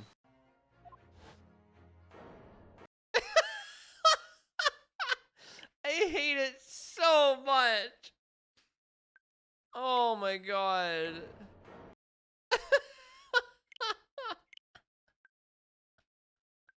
If I still made thumbnails for this episode, you know that's what I would use.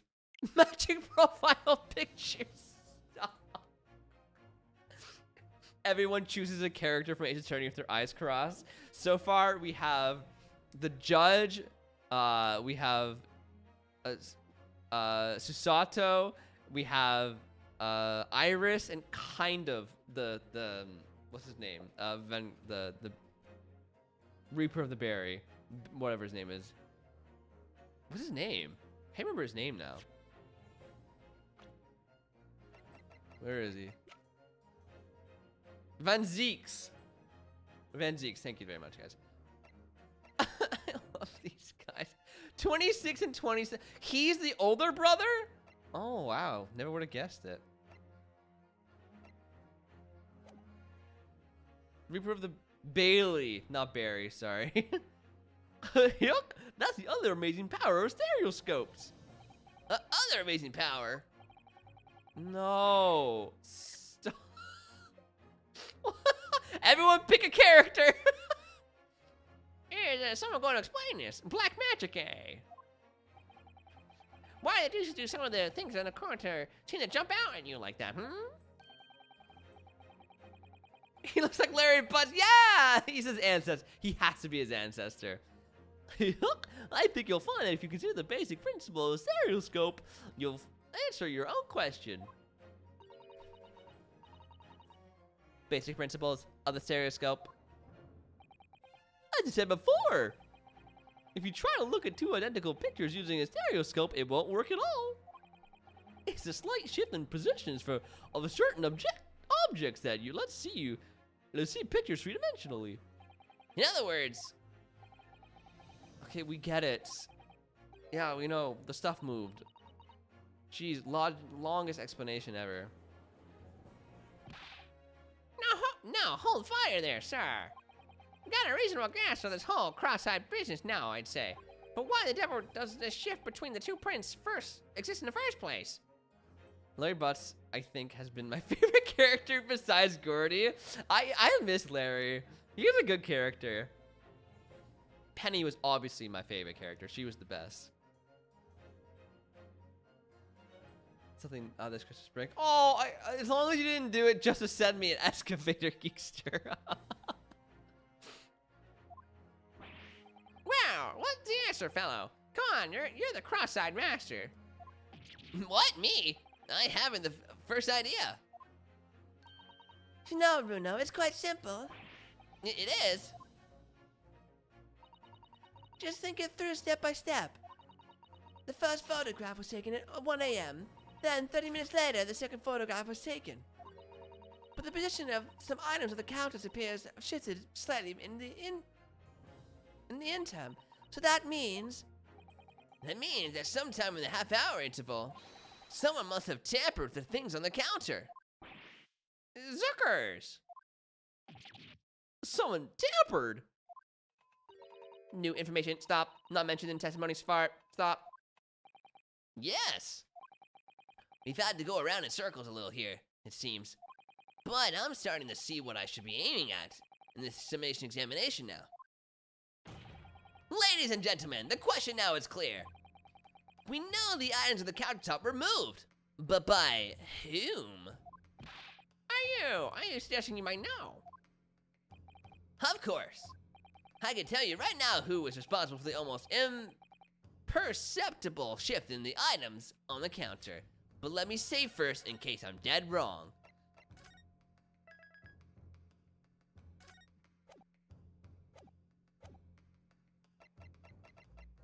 Who? Oh yeah, I forgot about Eggert Benedict. These guys. It was the witnesses currently in the stand, the Skulkin brothers. Wait, this does not agree with what brothers said in testimony before. They said they did not even have time to pull dukes from Lucy Lockets. My phrasebook says dukes is meaning hands and Lucy Lockets is meaning pockets. Stop squeezing the mouse. But this is another lie. Is this what you're saying? Yes, I'm afraid so. No, hold on there a minute. You can't be sure of that. I quite agree. The accused is a common pickpocket, after all. It's perfectly possible that she went through the things at the desk to see what she might steal. I think that's unlikely. And why exactly? As you can see from this photographic print, the defendant was pointing a gun at the victim. It would seem, as my learned friend indicated. Wow, he's using the word learned friend, even though he's normally called learned friend. Did I? Did I do a Vine? Yeah, look at this photograph! I did. I didn't know that was a Vine though. I know the video. You have faith in me. Oh, thank you. She was coercing Mr. Windybank to open the storeroom door. In other words, Miss Lestra's interests lay within the storeroom, not in the main shop, giving her no reason to touch anything on the counter. A decline for suspicious activity? So what are you even buying in your spare time? Do we want to know? As long as it wasn't, you know, growth enhancements like gumshoe pot. This activity is sus. All of which points to one thing. The Skulky brothers have admitted key facts in their testimony. Yes, Geekster? Listen, I'm not the one buying sus things, okay? With the accused is a pick purse. Come and get a trash. Why look any further for the wrongdoer here? Because the Skulky brothers are the thieves, madam.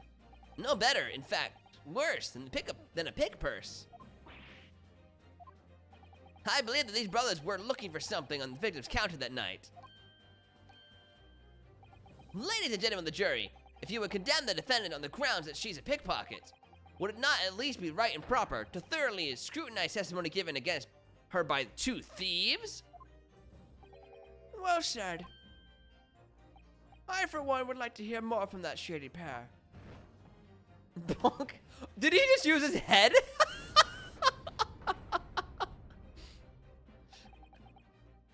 Can you all see now? I think you'll find stereoscopes aren't playthings. You've seen their extraordinary potential firsthand. Yay! It's a tie. Oh, it's not a tie. Oh, it is a tie. It's a tie. Wholeheartedly agree. Stop. Must purchase after trial. Stop. Will return home via Regent Street. Stop. What? Will purchase after trial. Is she talking to her husband? Yes, I'll pick up the bread on the way home. I'll go through this street. Well, it would seem this trial is yet to run its course. Ladies and gentlemen of the jury have declared their inclinations via the mighty scales of justice. I hereby call this summation examination to conclusion with the balance altered in the defendant's favor. 2 lean to guilty, 4 lean to not guilty. Accordingly, the jury is without consensus, and I order the trial to continue. Yay, well done. Oh, by the way. What? You should hold on to this, Runo. You never know when it might come in useful. I understand the British reference she made. I love British lore, so I understand. Wait, what lore? What did she say? Oh, the street name? Is that what she meant? Twice in one trial would be unusual, surely, but all right. Ugh, I hate this thing. Lord Van Zeeks, you will instruct the witnesses that the court demands additional testimony from them. Was there actual lore, or is that just a street name you know of, Geekster?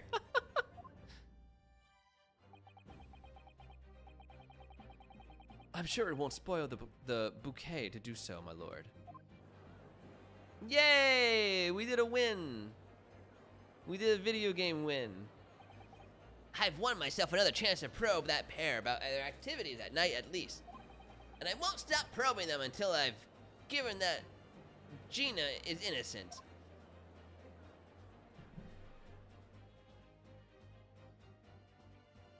To be conned. Just a street name. Oh, okay, okay. Okay, so you could have made up such interesting lore. Missed opportunity, man. I would have fully believed you, no matter what you would have said. Yeah, there was a murder on that street like hundreds of years ago, and no one ever knew what solved it. And now there's a skull still stuck in the pavement, and people have to walk around it. I would have believed anything, man. Anything.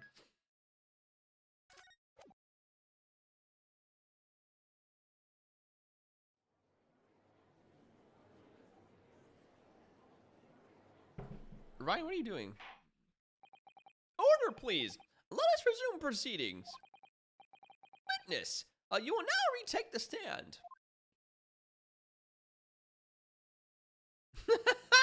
I love them.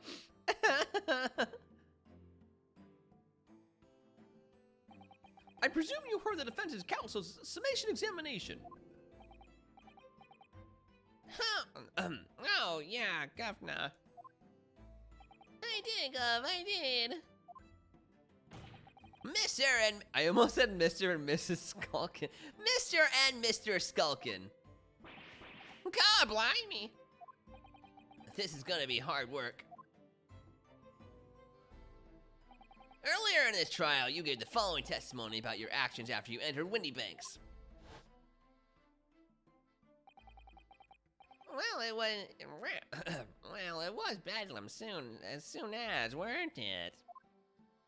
It was, Nash, it was. Didn't even have time to pull me dukes out me lotion lockets.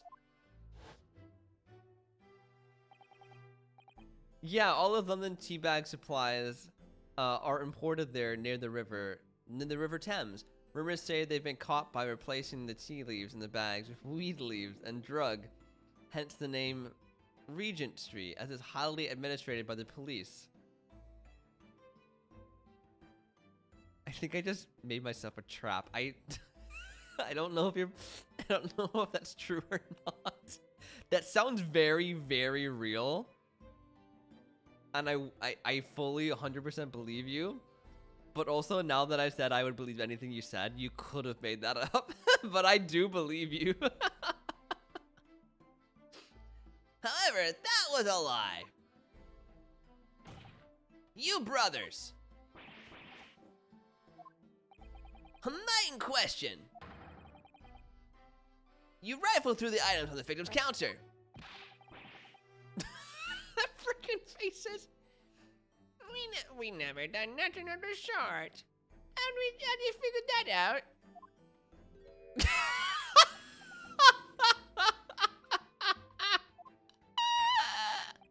You will now give a formal testimony once again. You will tell the court precisely what happened on the night in question. And this time you will tell the truth.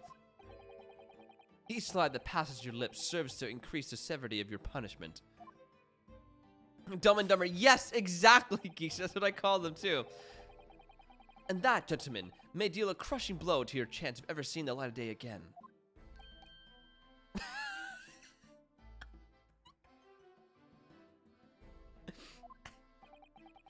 A thought worth pondering, perhaps. Say no more, God. We hear ya. We'll blab, we'll squeak, we'll peach. You wanted lore, I give lore. I just googled the word lore and thought of drugs and police. Wait, so it is or isn't real? I'm believing that it's real. That sounded so real. Yeah, a lot of Jiggly Cheeks coffee cups. They were experimenting with like water physics, but it wasn't going very well. But they realized, hey, wait. We could use these as cheeks instead.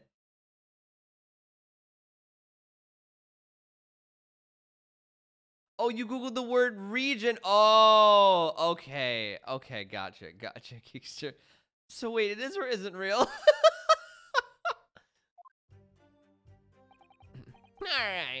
Alright, we did knock a few things over, but we weren't rifling for nothing. It was when we were at the gunshot, see, we made us both jump, and all that stuff went flying. Lummy, and I've given me a fright. We was thinking the shooter'd come out the door and get us next. We stuck everything back where we found it and scrapped it, straight into in the black. We couldn't have thought the proper see. We never even had a chance, did we? Never been there. Oh, God damn it, Geekster. So you admit to the defendant's accusations. You did indeed ransack Mr. Winnibag's countertop on the night in question. Not ransack, Abner, no. That's right, Nash, that's right. It's more like we tidied up, yeah. Guess it was pretty believable. It was super believable, and I still believe it. I'm gonna go to a party one day and like tell this story, and people are gonna be like, "That's so incredibly wrong." Sorry. By their own admission, these brothers entered the pawnbrokery under dubious circumstances. How no, Cole is just Canadian. Hey now, not all Canadians are gullible. It's just me. However, they panicked and fled on hearing the gunshot, having first made good their mess. The way you say it, we hardly sound like roughs at all. We don't, Nash, don't we? Gotta make us sound a bit more cutthroat. It can't just be coincidence these men showed up at the Winnibags that night. There's more to their testimony than meets the eye. I'm sure. He wants those fries so badly. Look at the way he's eyeing those fries. Oh, he so badly wants to just take a fry. And I don't blame him. They look really good. I like how he's just standing there.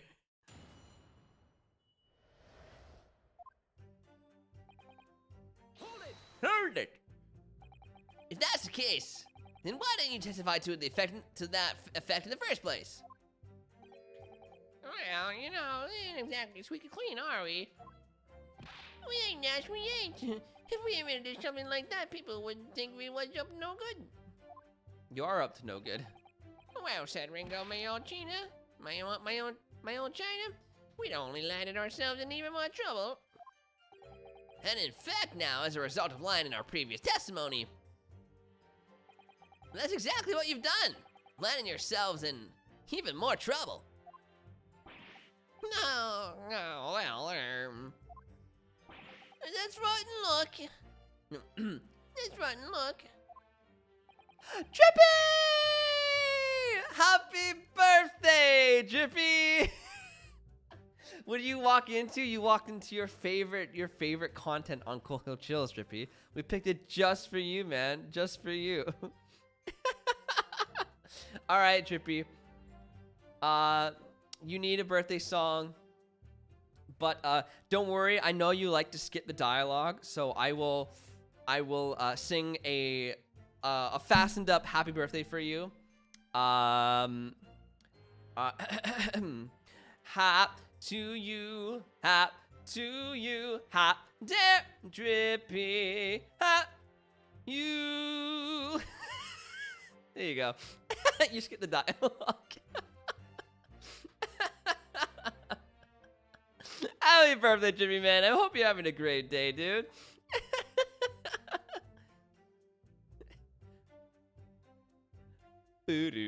Says the rotten apple eater. I'm gobsmacked. Witnesses, explain your actions to the court. Why did you ransack the victim's counter? We never ransacked nothing. Right, Nash, right? More like we tidied the place up. Thanks. Yeah, no worries, Drippy. If you want, I can sing the full thing. I can even throw in a Sonic voice or a Toad voice. I thought you'd appreciate me going straight to the point is all. Oh my god, my foot's asleep. Ah, no, make it stop. Ugh, I hate when this happens. Oh, it's so asleep. Ugh,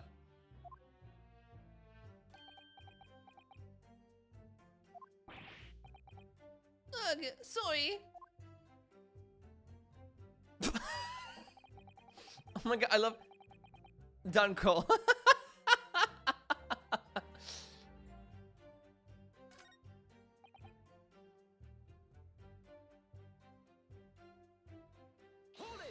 Can I push on the first one again? Oh. Okay, I already did.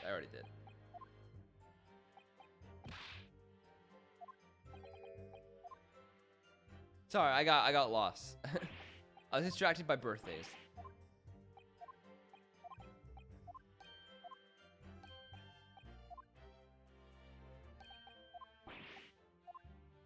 There. Okay. Okay. Okay. Hold it. So what you're saying is, the sound of the gunshot shocked you so much, you knocked all those things off the counter. Well, it shocked one of us that much, yeah. This bag of nerves needs to learn to keep his shirt on. Look, it was loud, all right? Blimey, the granny would have woken up in that bang. I replaced my island fall decorations with winter stuff. Now they can't say I didn't play. Look, guys, I redecorated, okay? I played the game. There, Nintendo. Big Brother screamed like a blooming baby and fell over on the counter. He knocked over a load of books and candlestick and some skull whatnot. They got tangled in some marionettes. One knocked over a picture frame. One knocked over some scales on the floor. You really mastered working quietly then. What a racket. My granny would have scared back into a grave with a clatter like that. So in short, the gunshot took you by surprise. And then some. I mean, I was quiet as a mouse and then all of a sudden, bam! Sir, please stop aggressively eating your fries. What is it? What is it? Inspector Gregson, do you have something to add? Look, I keep saying, I don't appreciate being lumped in with these scoundrels. No, something to add to other testimony. You seemed to react just now at what Mr. Skulkin said. Did it make you think of something? It's probably nothing, of course. I wouldn't even bother to mention it, only... Well, the fact is, cases don't get solved if you ignore the little details. How about you just tell us what's on your mind?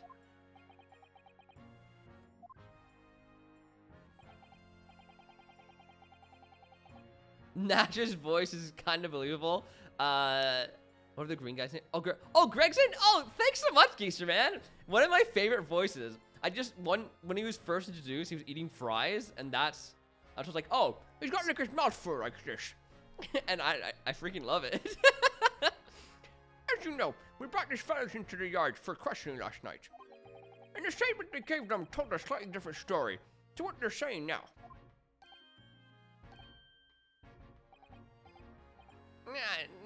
Did it? You claimed you heard the victim shout something out before the gunshot. Might have, Gov, might have. Does ring a bell now you mention it. Granted, it's only a minor detail, but still. I can't help feeling like perhaps you've been a bit sloppy for testimony here. Hey, fellas. If I discovered a witness's testimony has been any more sloppy than it has hitherto proven to be, I shall be forced to bring the very harshest punishment to bear against them. Easy, easy. We'll get it right this time. And that's it, yep. It's all coming back to me now. Then speak. Supplement your testimony with whatever details have miraculously returned to your questionable minds, sir.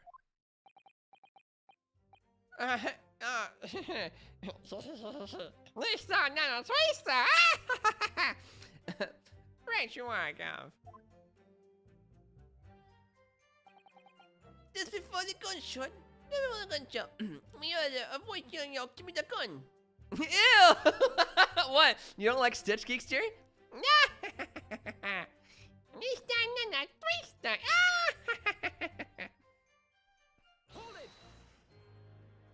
So in fact, you heard the voice and the gunshot almost simultaneously.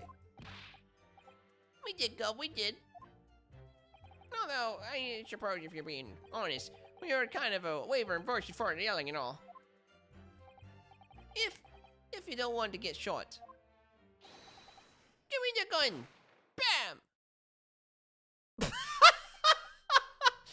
Kind of thing. A career in acting tragically missed. What Never, man. Just never again. I can't make any promises, Geekster. I can't promise you that. And where were the voices coming from? Could you tell? Of course we could.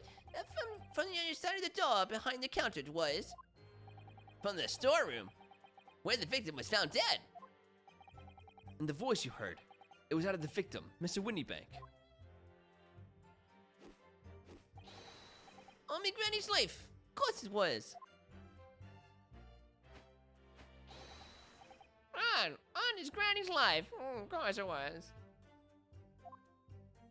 So, that would mean that you both knew Mr. Winniebank and the sound of his voice. So that would mean what? What, Nash? What? Any ideas? Yes, Counsel, indeed it would. No. We didn't know the geezer.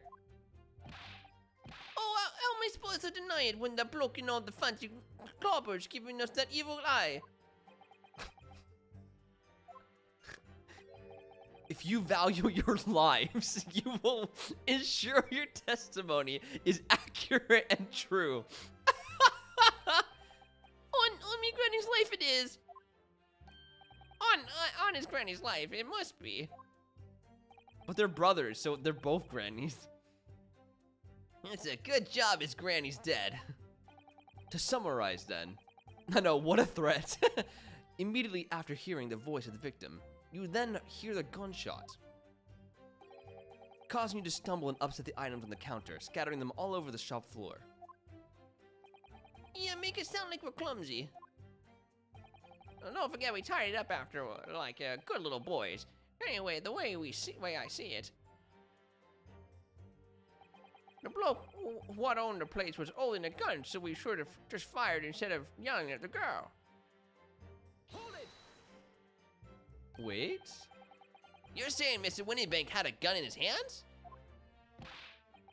Oh yeah, and bet that was a sight, eh? Them two waving them guns at each other. Must have got pretty heated. There were two guns? I mean, Yeah! Glim just said he was probably aiming it at his own head. just before shouted out, we heard the geezer say, if you don't want to get shot. Didn't really sound like he meant it, mind. More of an empty threat, you could say. Mr. Winniebank was known to keep a revolver on his shop counter at all times. People say that to protect the articles in his keeping, he'd readily put a bullet in someone's head if required. That someone being himself, of course. A good grief! Extraordinary devotion indeed, if alarmingly misguided, yes. Well, it certainly sounded like he was ready to pull the trigger the other night. Only the person who was gonna shoot beat him to it. Cooked his goose proper. Bet he wished he could have squeezed the trigger instead of wasting time shouting, "Give me the gun." And it was directly after those words that you heard the gunshot. It was more or less at the same time, Gov. Give me the gun! Bam! Kind of thing. The little one is my favorite. Yes, a career in acting very tragically missed. Whoever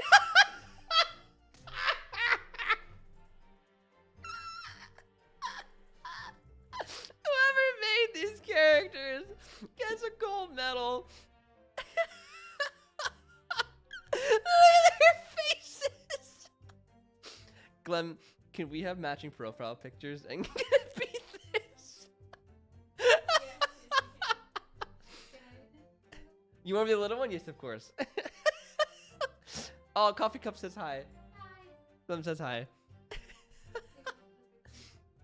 Then we heard the sound of someone in the deck. Before everything went dead quiet. Damn, I'm trying to take a picture when the thing goes away. After that, we done slapped job tidying the place up. Did I get it? Is it too dark? We can edit it. That looks great. That's perfect. Perfect. Our new profile pictures. I am too. I want that.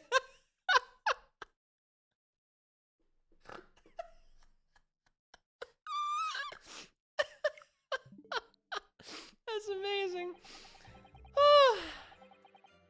Alright. Lummy didn't give him a fright. We was thinking we should come out the door and get us next.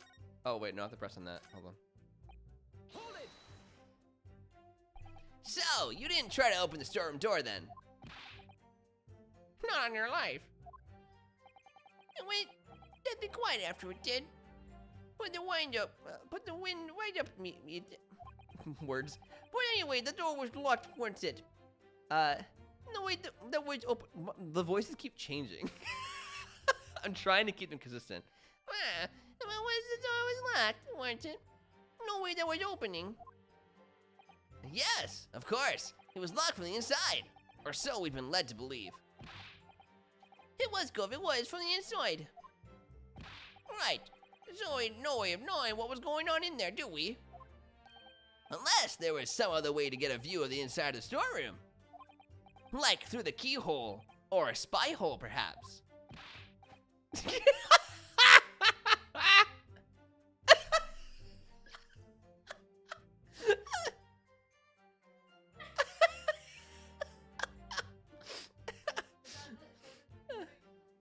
Yeah, that's the face. Oh my god. That's so freaking funny. We had to cut and run before we noticed anything like that. Oh, the tricky beans. They look like Pokemon. We were still cutting our teeth in this game, see? But one day. This is my favorite part. They think he's their older brother because the third brother went missing, so they keep looking at him to make him get involved. We'll really cut the mustard. Oh, they didn't do it. They go and they turn to look at him, and he's just like, don't get me involved. Please, cut it out. But as we know, behind that door was the victim's lifeless body, with the accused not 2 feet away. Yes, unfortunately. Okay, tricky beans, tricky beans. Happy birthday, Drippy! Yay! Happy birthday, Drippy. Happy birth. Happy day of borning. Cherry or chili, I think?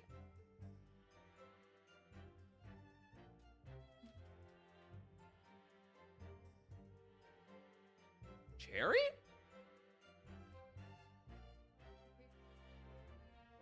It doesn't taste good. Regardless, I don't think it's cherry. At least it doesn't taste like cherries. Gross. I think it was too close to an onion one or something, because I also taste onion. I think they're all starting to merge.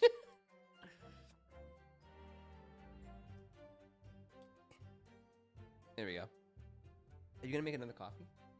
Do you mind making me one? Can't believe I have to come into Ace Attorney's my birthday vlog. I'm so sorry, Trippy. I thought of that too. Clem said it was a joke. It was so mean. But Clem said to name the stream title Papa Rappa and then play Ace Attorney.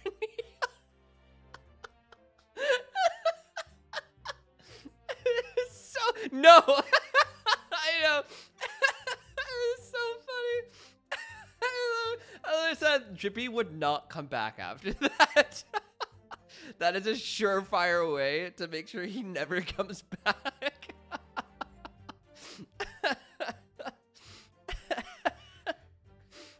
Oh my god. Reverse though. Reverse would be good. We say we're playing Ace Attorney, but we started playing Papa Rappa.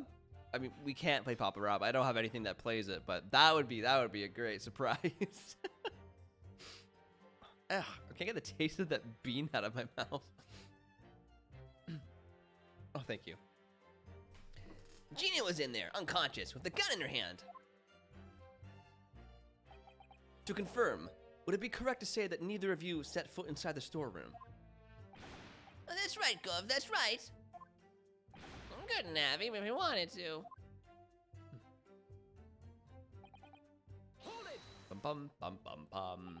Yes! Whereupon you fired a shot from your own gun at Mr. Herlock Sholmes. Oh, yeah, we was a bit acey there. We was, Nash, we was. Truth be told, I was already shaking a leaf like when your lot turned up. If you're shaking like a leaf, don't put a loaded gun in your hand. Good advice, miss, good advice. Truth be told, me mind went totally blank. Before your mind goes totally blank, make sure you don't have a loaded gun in your hand. Mental note made, miss.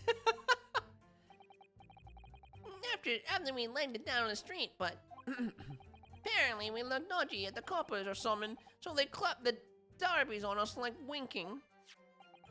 And after you've been handcuffed, the police found this revolver in your possession, correct? Well, yeah. But listen, that proves it, done it, eh? Nah, we couldn't have shot the pawnbroker, see? We never even had a chance, did we? Hold it. And why would we believe that? What? Well, cause it's true in it. Oh my god, they said in it! The blade was totally... No, blade was totally empty when we went in. At that time, the victim was already in the storeroom, having been forced to open the door by the accused who had a gun to his head. In other words, on the night in question, these two witnesses never even laid eyes on the proprietor of the pawnbrokery, Mr. Winniebank. See, it's a word! I mean, if this game says it, that doesn't fill me with more confidence, but I will admit that they did say it. Correct. You got it, mister. Down to a T. Sal, the Skulkin brothers never actually encountered Mr. Winniebank. Is that really true, I wonder? That's the full extent of their testimony? What is it, Bruno? You look very fierce. I could pour you some herbal tea if you're tired. Oh, thank you, but I'm fine. Being such a logical thinker, you probably laugh. But I feel as though these brothers are still hiding something. Something important. It is nothing more than a feeling, though. I have no proof to support it. Well, feelings can be very logical at times. Sorry? People's expressions, the movements of their eyes, the words they choose. You can take all that in and your brain will quietly analyze it to come up with a feeling like you describe. You conclude that there's something suspicious about the testimony without knowing why, that's all. I think you should trust your instincts. Iris, thank you. Sometimes I think if she's 10 years old, I must be 5. Yeah. Sometimes I just think you're 5, Ryan.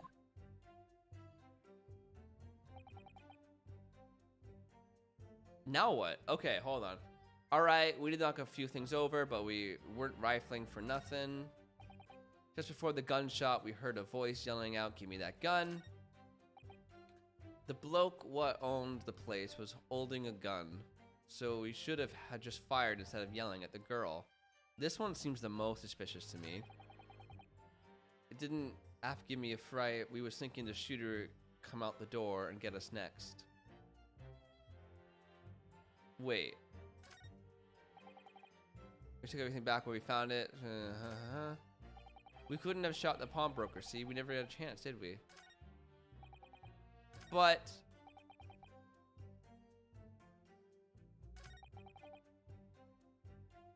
how did you know he was holding a gun? That's my question.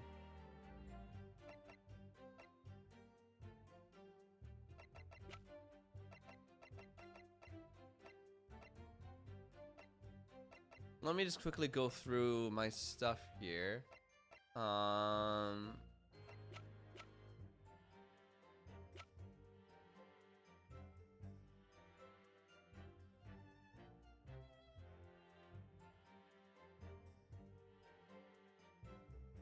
Wait,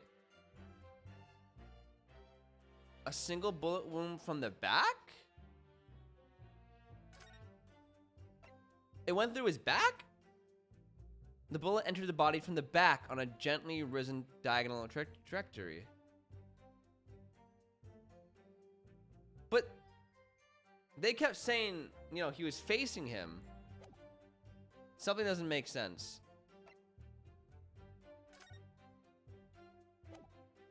Also, there was no other gun in there.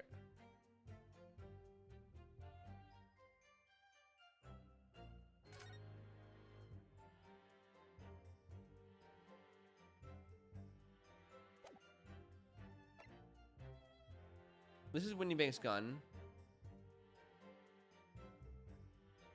There were signs of a single discharge. Oh, so it's been fired. But if he fired the gun, he shouldn't be holding it. I think that this is what I need to press on. Hold on. It doesn't add up. The math doesn't work out.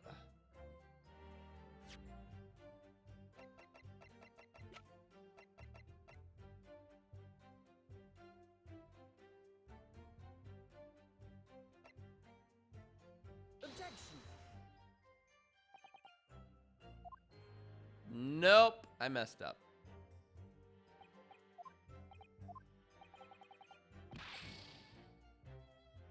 Okay, never mind, guys, never mind.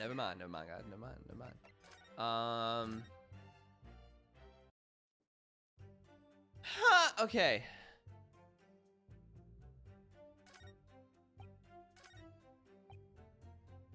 We knocked over a few things, but we were just rifling. Just before the gunshot, we heard a voice yelling out, "Give me that gun." The bloke what owned the place was holding a gun. So should have just fired instead of yelling at the girl. Didn't have to give me a fright. Out the door and get us next. Good enough shot the pawnbroker. We never had a chance. Oh, whoops. No, I know. I know.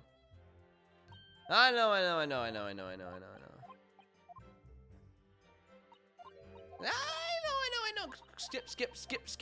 Thank you.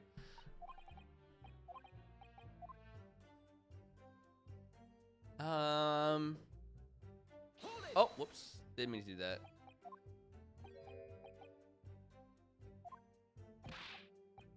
Bum bum bum ba dum bum bum bum bum bum ba dum bum.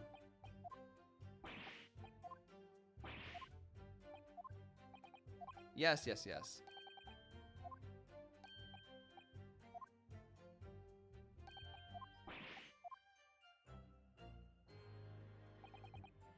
heard a voice yelling, "Don't give me that gun."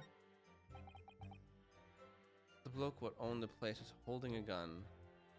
He should have just fired instead of yelling at the girl. But if he was holding the gun, that doesn't make sense. It doesn't make sense.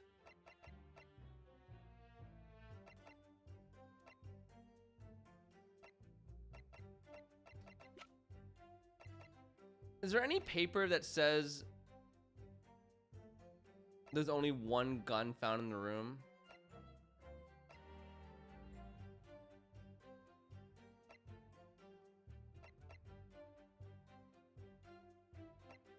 Oh, maybe we just show the picture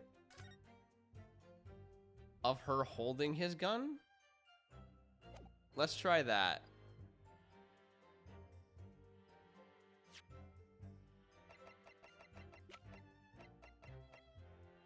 Objection. There we go. You're saying that on the night in question, the victim, Mr. Winniebank, was wielding a gun, is that correct? That's it, Gov. You got the picture. Yes, Notch, yes, no question. And yet, the photographic evidence from the time of the incident clearly shows that Mr. Winniebank was not in possession of a firearm of any description. Objection. You surprise me. Does the defense really intend to highlight evidence that compromises the position of the accused even more? Ah! And furthermore, The defense has failed to establish that the photographic print presented was taken a suitably short time prior to the victim's death. Your chronology is severely lacking, counsel. Yeah, that's right. That's right, now, sure right. The old geezer could have been about to turn the tables on the girl, eh? Hardly likely. No, I'm afraid this won't stand as conclusive evidence. Ugh. Continue the cross-examination, counsel, and heed my earlier warning, witnesses.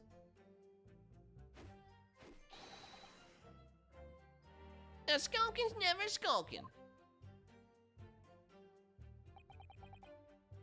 Really? That doesn't count?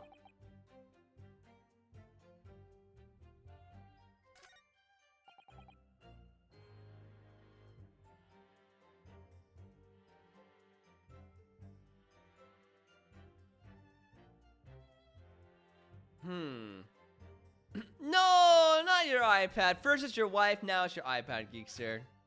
Rip. We never even had a chance, did we? Oh, I keep hitting next, and it keeps going to this.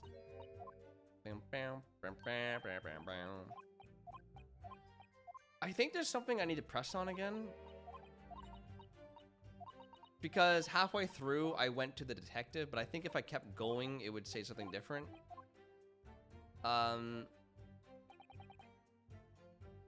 Not that one. Let's go with this one.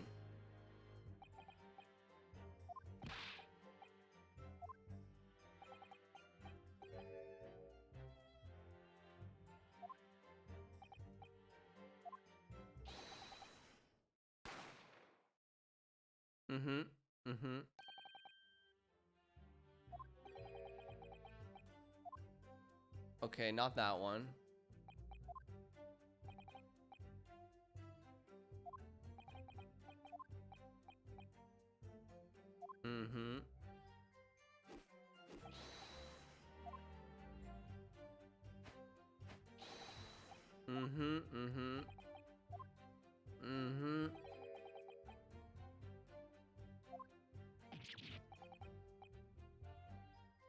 Can I present things in the middle of it? No, I can't.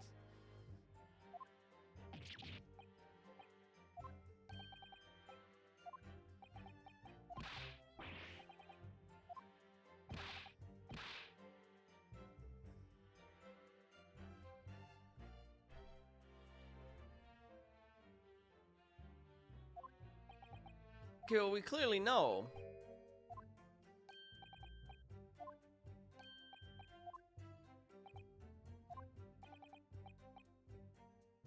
Then hear the gunshot.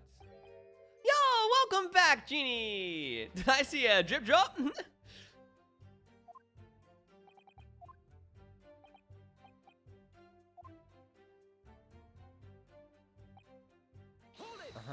Uh-huh.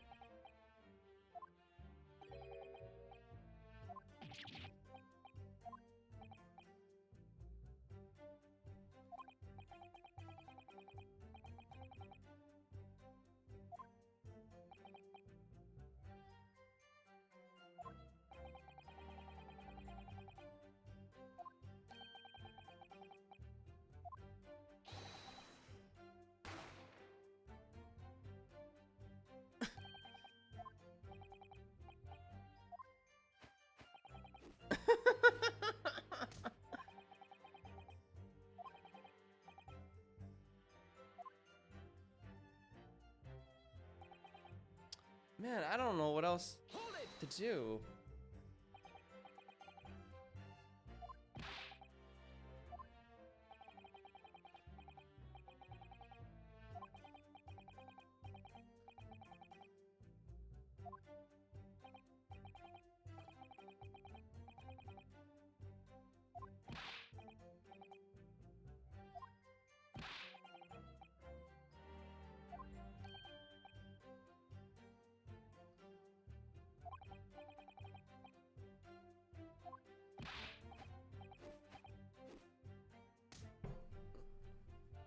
but...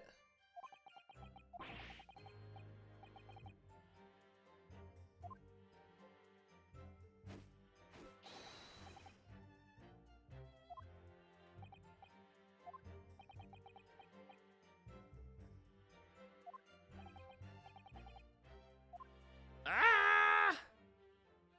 I'm very stumped.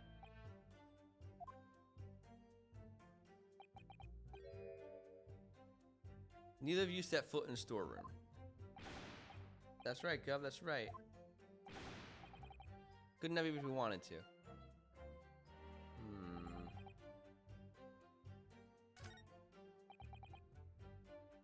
I don't believe that.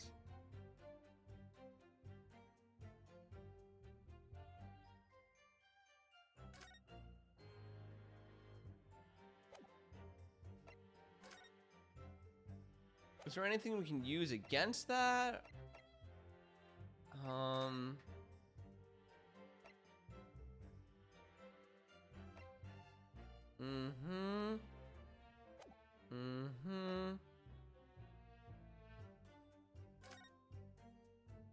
Nothing here. I wonder what Woolly Bear thinks about that. Let's ask Woolly Bear. Maybe Woolly Bear will be able to help.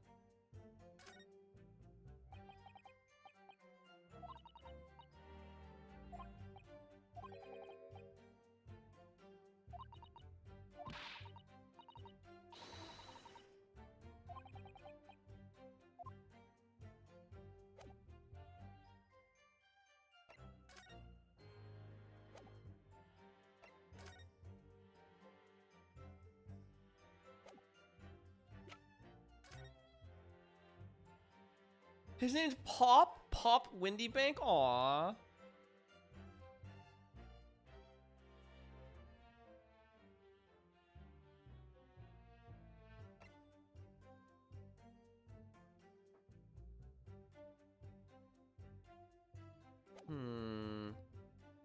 Yeah, no worries, Genie. Have a safe drive home.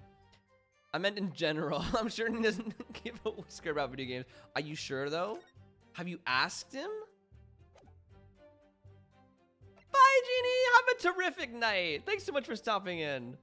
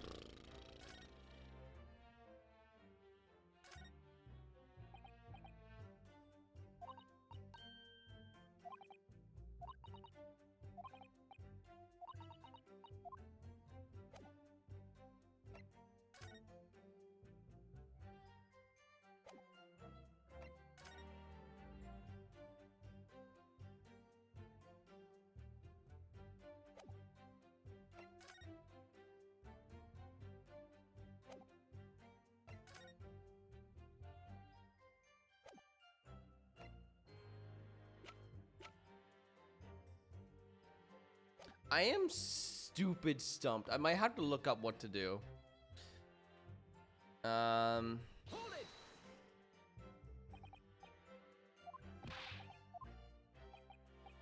Oh, this is the one we already went through. Ah, my bad. Let me look up a walkthrough. This is hard. Oh my god.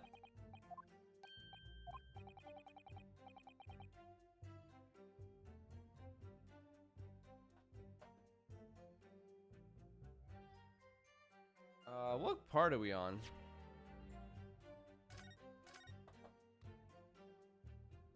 Ep 5, Trial Part 2.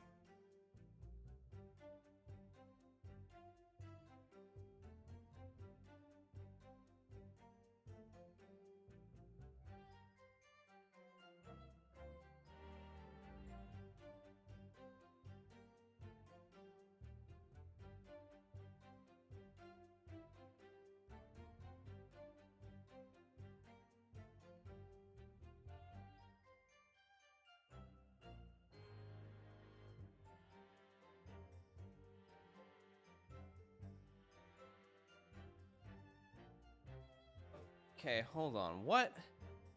I tried to show. Hold on. I think I did something wrong.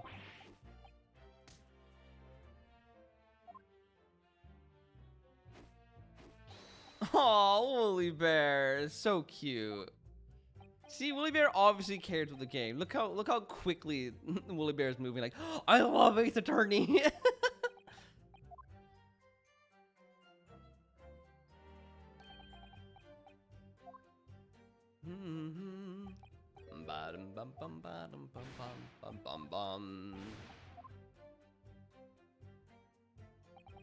Okay.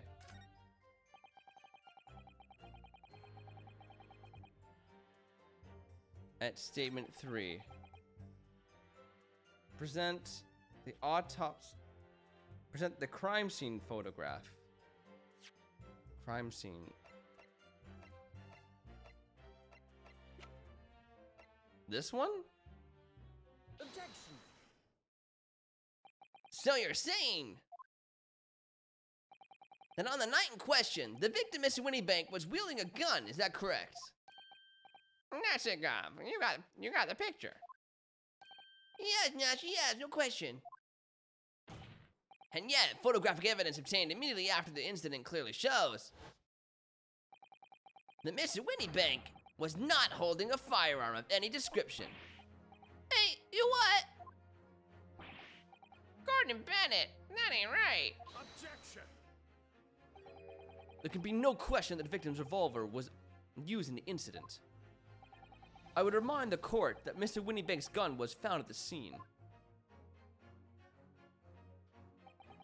Not only was it identified as the murder weapon, but it was found in the accused's hand.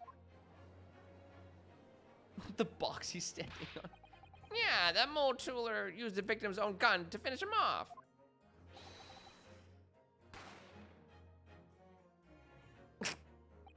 Kind of thing. Hold it! Stay exactly where you are, right there. Eh? If the crime had taken place as you've so colorfully described in your testimony, it would give rise to an undeniable and significant inconsistency in the final moments you just acted out. Goodness, are you sure, counsel? You intrigue me, my learned friend, but let's see some evidence to support your claim.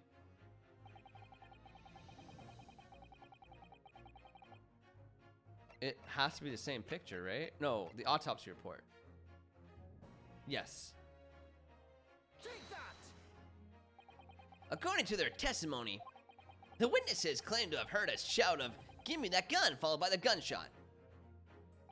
Indeed, with the two events happening almost simultaneously, or so we've been led to believe. Yes, that's right. Now, if that testimony is true, it would mean that at the moment of death, the victim and his attacker would have been facing each other. However, the autopsy report, it clearly states that the victim died instantly after being shot from behind. So, as I stated before, there is an undeniable inconsistency in your testimony, Mr. and Mr. Skulkin. Nah. Yeah. But it's the God's honest truth. It is, Nash, it is. When we was shot that night. And the shopkeeper had a gun in his hand. We saw it with our own bleeding eyes. Did I hear you right just now? You actually saw Mr. Winniebank holding a gun. To say truth, Cole. Say tooth? But with an F and an R. Tooth. Truth. The truth. Wait. The truth. The truth. Is that it? Just the truth? The truth? There you go. Thank you, Geekster. Thank you and your British lore. I greatly appreciate it, man. Truth be told. Something like that might have slipped out. Ladies and gentlemen, you have all just heard the admission by these two witnesses. I've studied British law my whole life. I'm soaring and flying. That's gonna stick with me forever. They actually saw with their own eyes the victim wielding a gun. Which can only mean that, despite their testimony to be contrary, flying, the Skulky brothers must have encountered the victim in person. Nashum.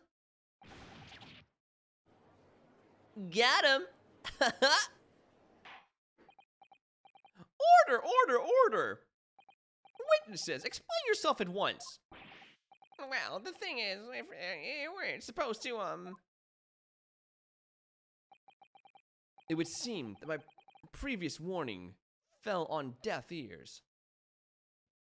Yeah, no worries, Chippy, man. Thanks so much for stopping on your birthday, man. I hope you had a terrific birthday and a terrific rest of your night. And if you wish for me to, redo your birthday song, I will record it personally for you in whatever voice you like. I will send it to you post haste. Don't you worry. Don't you worry, man. Happy birthday, Chippy. Ugh. I made it quite clear that false witness. Yeah, I'm all right. By birth, drip would be the death of you.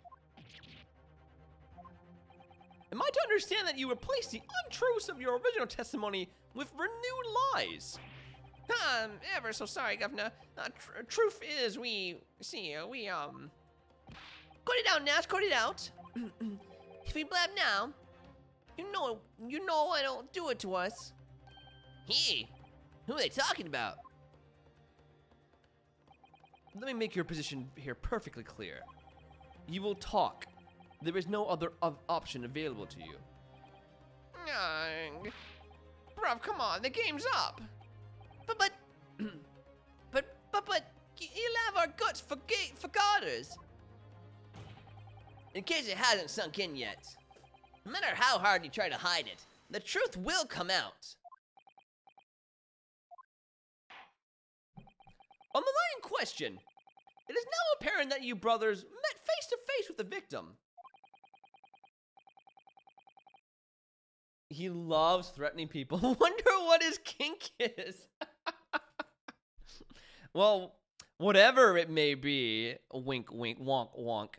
He's also definitely into some cosplay. He likes to do the vampire stuff.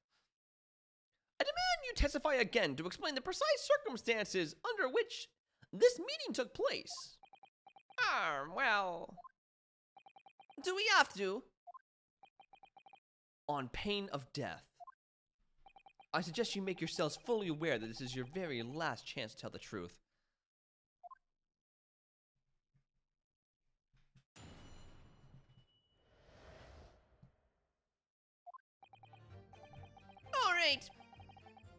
Alright, so we just got inside the gaff and we've a sigh of relief when the key just showed his mug. you mean a gun he bellowed, and then he flew at us like he was possessed. I thought we'd had it.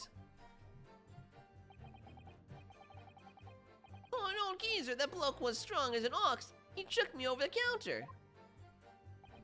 I pulled me gun on him, and then he legged it through the door into the back room.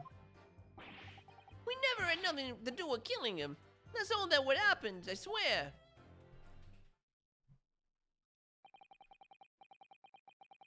He pretends to be Edward. Say my name. I am Edward Collins. Say Edward Collins. Say my name. So now you're telling us that moments before the victim was killed in the storeroom. And who are you? Oh, what's the girl's name? Oh, shoot, what's her name? I'm so-and-so. No, you're not. We went over this. You're Jacob. I'm Edward. You're Jacob. Now let's do this again from the top. You, in fact, encountered him in the main part of the shop. Well, yeah. Sorry. Whoa! Squeaky voice there. We find ourselves at an interesting juncture. This changes matters considerably. But honest, governor, this time, Nash, this time, we ain't got nothing more to hide. Very well. Counsel for the defense, you may proceed with your cross-examination. Yes, my lord. This is it. The moment I've been waiting for. This is the moment you own it. You better never let it go.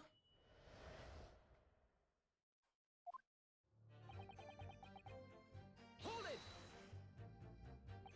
When you say geezer, I presume you mean the victim and the proprietor of the shop, Mr. Winniebank. Who else? Sorry, I mean, that's right. We was keeping a close eye on the entrance to the gaff, obviously. But we never thought no one was gonna come out of the back room like that. The back room being the pawnbrokery storeroom. Yeah, that must be where you pop up from. Only place you could have been. So it would seem the victim was already in the storeroom when these brothers entered the premises. Which means Ginny must have been in there at that point as well. Well, that doesn't make sense, does it? If Gina had threatened Mr. Winniebank into the storeroom with her gunpoint, then why would he have emerged from the same room all alone when the brothers arrived? Oh, I don't know. Did you see the accused at that time? What? The Mozart Tula? Couldn't tell ya. No way, Cobber. We'd bigger fish to fry then. I mean, the old geezer just lost it. Uh-huh. Just lost it. Give me that gun, he bellowed, and then he flew at us like he was possessed, I thought. You mentioned that Winniebank shouted those words in your previous testimony, too. However, you claim that you heard him yelling them on the other side of the storeroom door. Oh, did we? But the truth is, he was shouting those words at you, wasn't he? Oh, well, yeah. Was the victim, Mr. Winniebank, wielding a gun at the time? Was he ever? Blimey Loomy, a great ugly barrow yard, put it straight at me front piece. So what you're saying is, you definitely saw Mr. Winniebank with a gun at the time, is that right? It is going for spot on. I hate when he does that.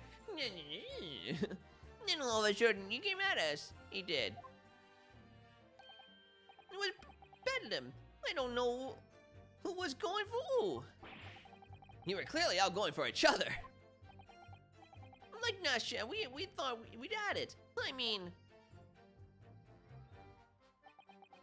Hold it! Yes, I know that you mentioned the counter in your previous testimony, too. Well, yeah, of course we did. He knocked over a load of books and a candlestick and some skull whatnot. Then got tangled in some marionette. What knocked over a picture frame? What knocked over them scales on the floor? So in fact, it wasn't the sound of the gunshot that shocked you and made you knock those things off the counter. Well, Big Brother went flying over the counter like a gunshot.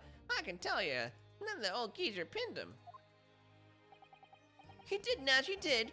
If you hadn't been there, the bloke would have flattened me like a bloomin' pancake in seconds. At the time in question, the alarm was raised at the local police station via a secret cable from the pawnbrokery. There was a button under the counter used to activate it, which was presumably pressed by the victim. That's right! When the brothers fled the scene and back onto the street. They ran straight into the arriving police, didn't they? But Mr. Winniebank, he did everything he could to protect his shop. Shut up. Hold it!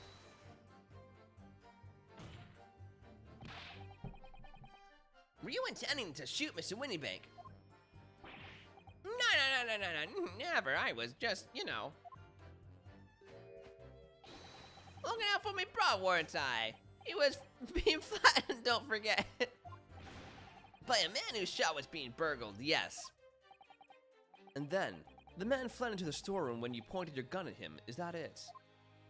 Yeah, that's it. Well, you shoved me away and then ran off through that door and shut himself in. There's something about that last remark. Something that doesn't quite ring true. I wonder why Mr. Winnipeg ran away into the storeroom. What? Well, according to what everyone's saying, Ginny was in there waiting for him with a gun. Ah, yes, that's right. Ginny allegedly used Mr. Winniebank's gun to threaten him and force him to open the storeroom door. In which case, how did the gun end up in Mr. Winniebank's hands again? I have no idea. But that is strange, isn't it? This little inconsistency could be significant, and I should make a mental note of it. Look, the point is, me and my brother. That's right, Nash, that's right. Me and my brother.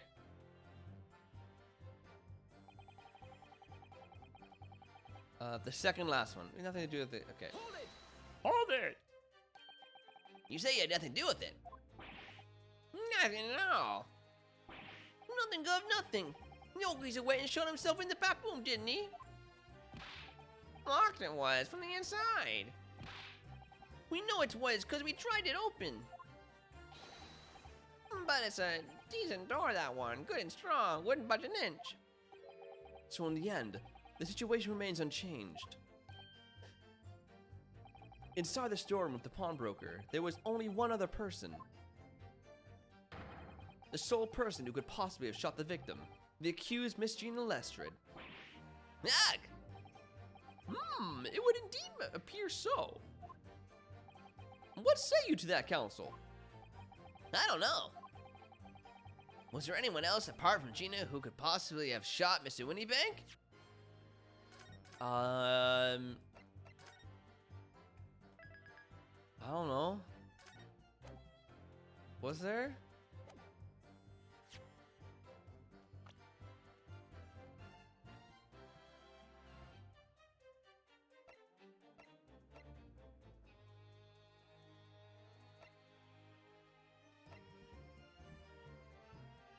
Egbert Benedict? I don't know.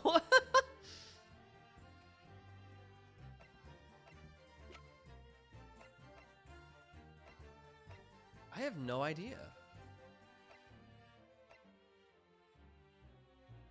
Let's say there's no one else.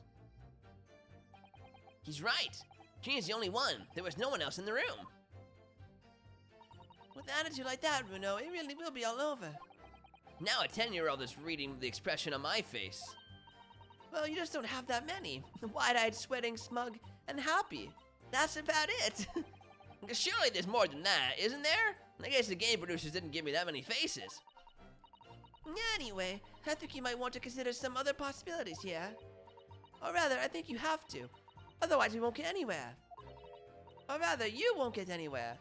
I'm just here for moral support, remember? And it's at times like this that I really appreciate it the most. So, that's all these brothers are willing to reveal at this time, is it? They're still hiding something, don't you think? Yes, I'm sure of it. And not just a minor detail either. It was almost certainly because of these two that poor Mr. Winniebank. Well, you can't let them get away with it, Bruno. I know, but I get the feeling that there's even less evidence at my disposal this time to prove that he did it. We've come so far. Now it's time to finish them off. Finish them. Well, I'll do my best. Finish him. Okay, it was the second last one. He was like, oh, I'll make a mental note. I pulled my gun on him, and then he legged it through the door that into the back room.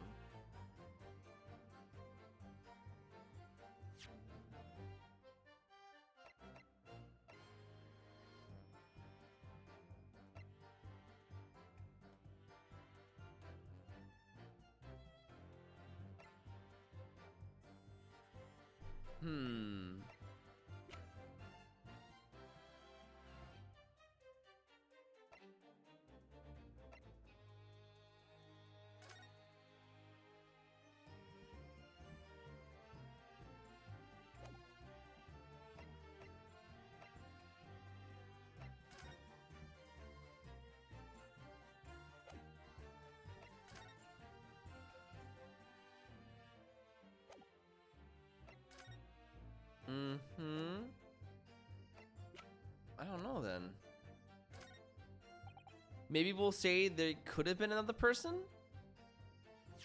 Let's try. What have we got to lose? Hold it! Hold it.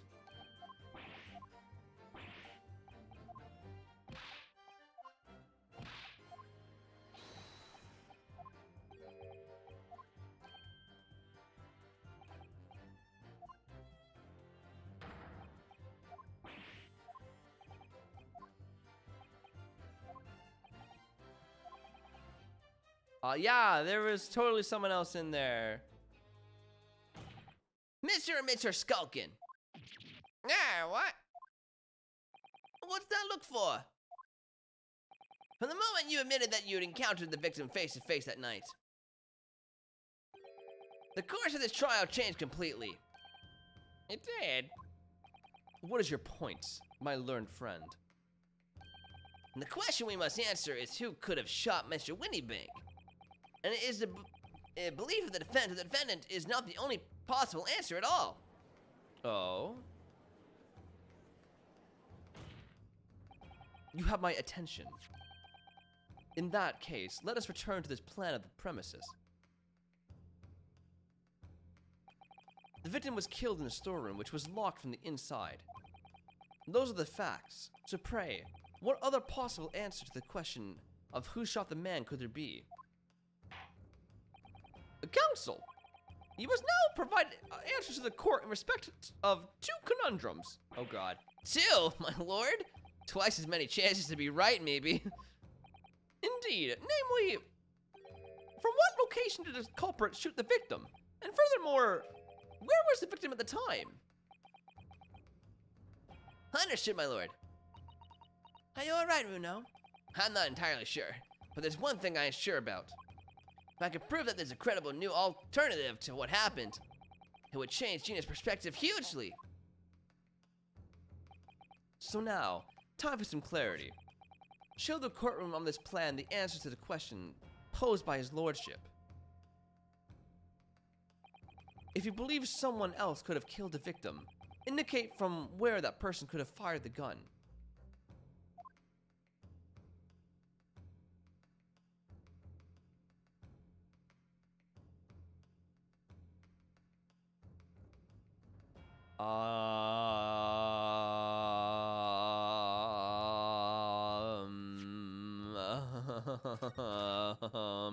I don't know. Actually, wait. Let's save on this one.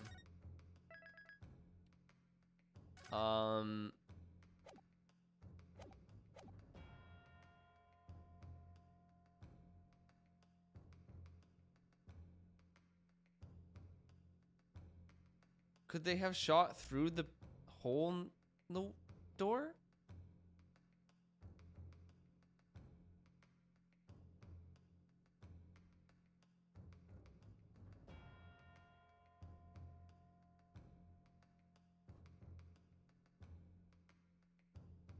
Let's say in the room.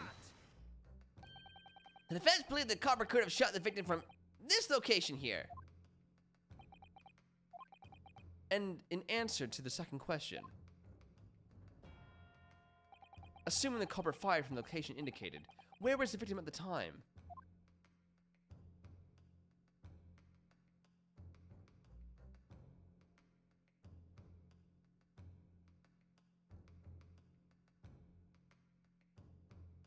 Wait, I want to go back. I think I was right. I think he did shoot through the door.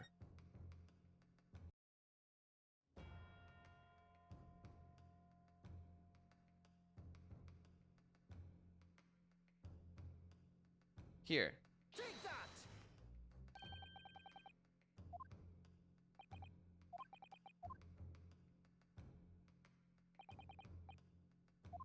The victim would have been on the other side.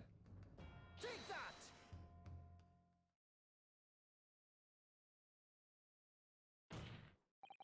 The culprit shot the victim from outside the storeroom. Continue. Mr. Winniebank died instantly from a bullet wound in his back. Looking at the stain of blood on the storeroom floor, it doesn't appear that the body was moved after death, which tells us that he was almost certainly shot while he was in the storeroom. However, the crucial point is, where was the shooter when the fatal bullet was fired? So you are adamant that the shot was fired from outside the storeroom? Well, according to the Skulky brothers' earlier testimony, I pulled my gun on him and then legged him through the door into the back room. if Mrs. Winniebank ran away through the door, we would have to assume that the door was open at the time. Oh! It was at precisely that moment, when the victim was fleeing for his life, that these brothers had the perfect opportunity to shoot the man in the back once he was inside the storeroom. Oh? My theory wasn't completely right, but it was on the right path. Yeah, yeah. Come to think of it, do you remember what the prosecutor said at the start of the trial? Moving on to the findings of Scotland Yard's coroner. His report says that the bullet entered the body on his rising diagonal trajectory. It means the victim was likely shot by someone significantly shorter in height than himself. Poor man. Shot while he was running as fast as he could to safety.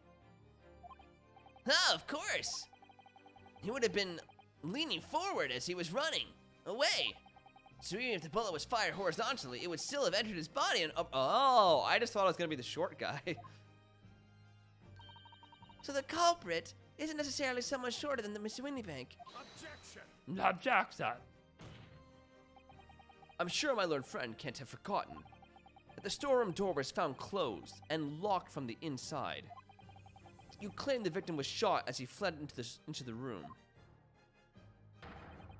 Do you also claim his corpse was dexterous enough to turn the key in the lock? Ugh, but what if someone else locked the door? Yes, there was someone else who could have locked the storeroom door. Is that so? Gina, very well done, counsel. Present your hypothesis to the court. The defense's assertion is that the victim was shot from the outside the storeroom. In which case, who shot and locked the storeroom door from the inside? It would have to be Reet? Right? No. I think she was just shutting and locking the door to protect both of them. Take that! Obviously, the person who locked the door was the only other person inside the storeroom at the time. The defendant, Mr. Gina Lestrade. Objection! That's absurd. You're suggesting that the accused deliberately engineered the sealed room. For what possible reason? Such actions would only serve to tighten the noose around her neck. I'm inclined to agree, I must say. Well, counsel. Ah, yes, that's a tricky one, that, isn't it? Half-baked notions have no place in my courtroom, counsel. Remember that, please. But of course Ginny would have locked the door. It almost goes without saying, doesn't it? It does? Well, if I was Ginny in that situation, I know I would have locked the door as quickly as I could. I mean, those two burglars had just fired a gun in her direction, hadn't they? No, yes, obviously. Before the two brothers arrived, Miss Lestrade and Mr. Winniebank were in the storage room together. Now, I don't know what went on between them at the time, but at some point, Mr. Winniebank must have heard that the intruders breaking into his shop and left the storeroom. Intruders, eh? That's us, bruv. If your theory is correct, that would leave the accused alone in the storeroom. Yes, it would. Then probably only moments later, the victim fled back through the storeroom door, hoping to escape danger. Hit in the back by the bullet, Mr. Winniebank fell to the floor where he was just inside the storeroom. And what we have to ask ourselves now is, what would the defendant have done in that moment? Ah, I see where you're going with this. Outside the store was a terrifying killer who had just murdered Mr. Winniebank. As soon as that thought struck Mrs. Lestrade, she slammed the door shut and locked it. In order to save her own life! Hold it! But we ain't the ones who done it. You gotta believe us. I mean, come on, we never shoot no one. You shot the detective. Objection! That's blatantly untrue. I know for a fact that you would. Because before my own eyes, you shot Mr. Sherlock Holmes. There is only one logical conclusion here. Mr. and Mr. Skulkin, you brothers had every opportunity to have been the true perpetrators of Mr. Winniebank's murder.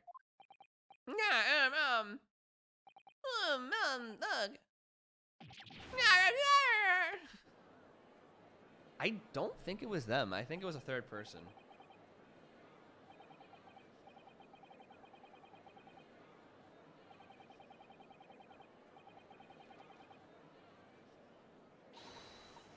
That was amazing, Bruno. All the members of the jury seem to be firmly on your side now. I know, first time ever, and probably the last. Well, I think you've done it. Surely they'll have to give a verdict for not.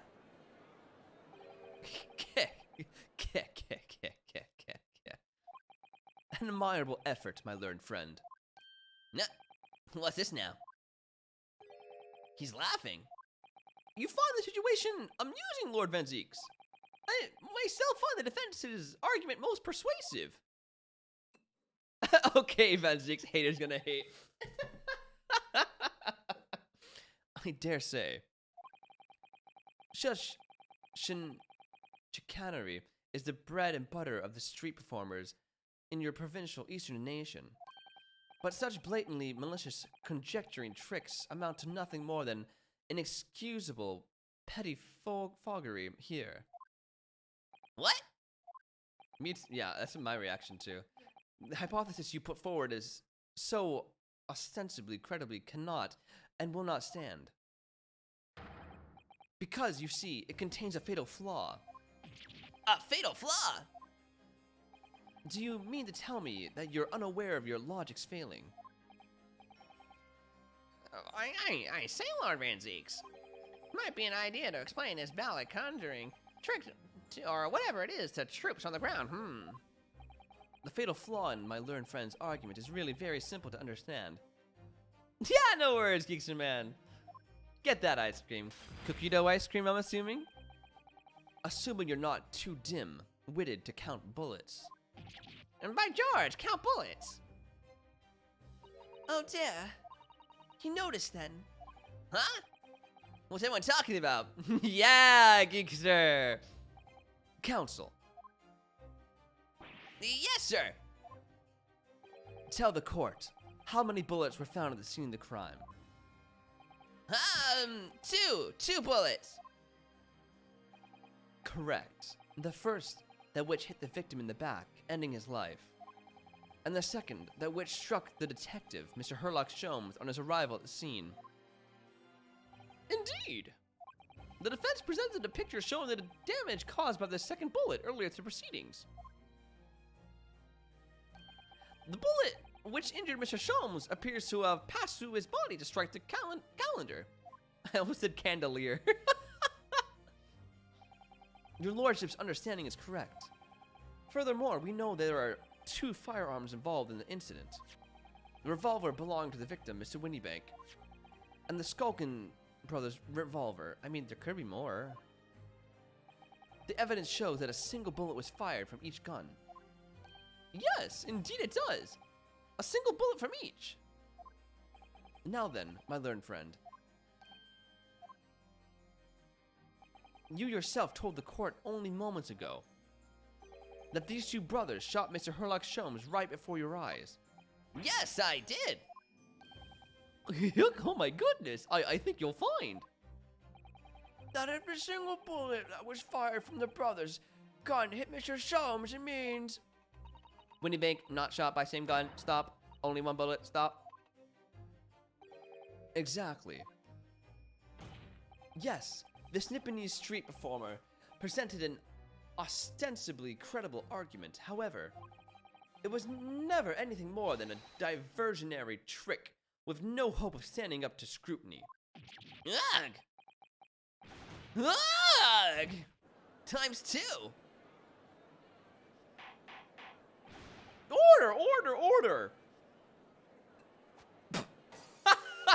Pray forgive the discourtesy of flinging the dregs of this hollowed nectar into the public gallery.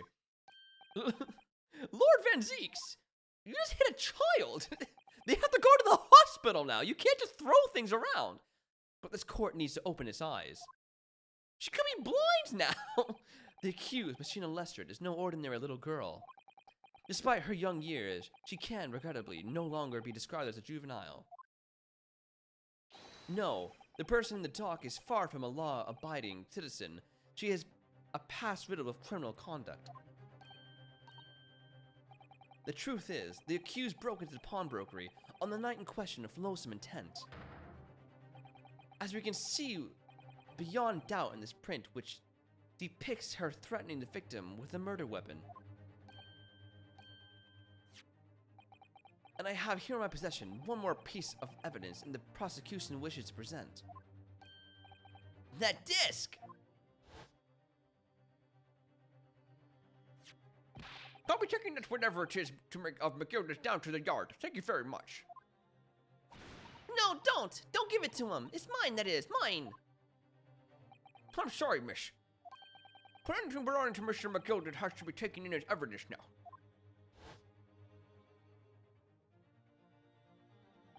Yes, that music box disc! Mr. McGilda's music box disc! The very day before the hateful murder of the Miss Winniebank, the accused attempted to make off with this article, which clearly doesn't belong to her. And with none of the subtlety of a pickpocket, I might add, but by brute force and brazen impudence. Good gracious! Make no mistake, any sympathy for the accused, on account for her years, is misguided and dangerous. There are no depths to which this girl would not stoop if pushed, no crime she would not commit. The court forgets the fact that it's peril. I see. I think it would be prudent to take this music box disc into evidence counsel, as a grim testament to the defendant's character. Oh. Now, Lord Van Zeeks, Inspector Gregson, what? Yes, Inspector. we had a meeting yesterday at the yard with the prosecution service, and I think it was agreed that the disc wouldn't be used as evidence.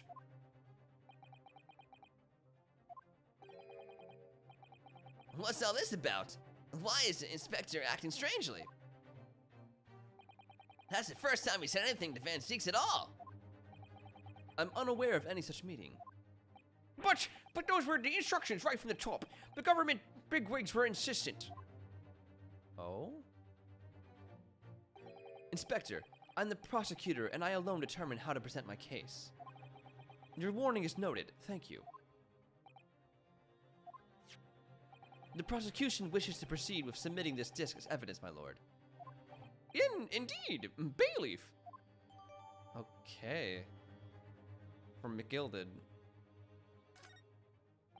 The prosecution has established the accused motive, opportunity, and baseness of character. There is nothing more to add.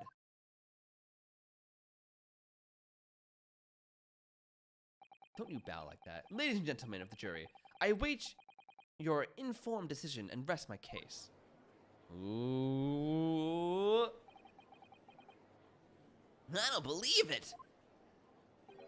I had the jury on my side for once, for all of 5 minutes. Oh dear, it wasn't even for 5 minutes, Runo. Wonder if I might say something at this point. Proceed, Mr. Foreman. I've been stumbling about in a bit of a fog up till now, if truth be told, but all of a sudden, the answer's barely obvious to me and my men. There's only one thing for it. Oh no! Very well, the court will hear from the jury. Ladies and gentlemen, you will present your leanings to defendant's culpability. Guilty. Oh, Guilty. Guilty. Guilty. Guilty. Oh. Guilty. Guilty. Evil man, guilty. Oh, God damn it, not again. Fire. Guilty. We have a consensus among the jury, it seems. When you have eliminated the impossible, whatever remains must be truth. That's my line. I wrote that for Hurley. How dare he use it against us? Don't worry, Iris. I don't think we're finished yet. There's still more to this case than we realize. There must be, because there's one thing that I'm absolutely certain of. Gina didn't shoot Mr. Windybank. That's beyond any doubt. It'd be great if we could hear that from Gina. Like, she hasn't told us anything that happened. Why? Like, that's so stupid. Why couldn't we be like, hey, Gina, what was your point of view? What did you see? What happened from your side of the story? That would help a lot, in fact. It would help very much. Like, oh, not quite. Very well. We will proceed with the second summation examination of the day. Oh, we didn't even ask for it. He's like, all right, we know what he's going to get. Mr. Foreman, are you and the other juries ready? And Gyarados Squadron is primed and ready for this action, sir. Very good. So, ladies and gentlemen of the jury, you will each explain on what grounds you have now determined the defendant to be guilty. Dum, dum, dum. Next time on ColeHillChills. Yeah, that was a good stream. I had fun with that. Those two, Dumb and Dumber, are my favorite characters so far. Their stupid faces, I love them so much. Anyways, guys, that's gonna be it for stream today. I hope you guys had a great time. Thanks so much for stopping in. We'll be back on what's today? Thursday. We'll be back on Thursday with probably Animal Crossing. I hope to see you guys all there. Have a great night, everybody. And Geekster, good luck on that exam. You're gonna ace it, buddy. You're gonna ace it. Have a great Geekmas miracle and pass that exam. Peace out, everybody. Bye-bye.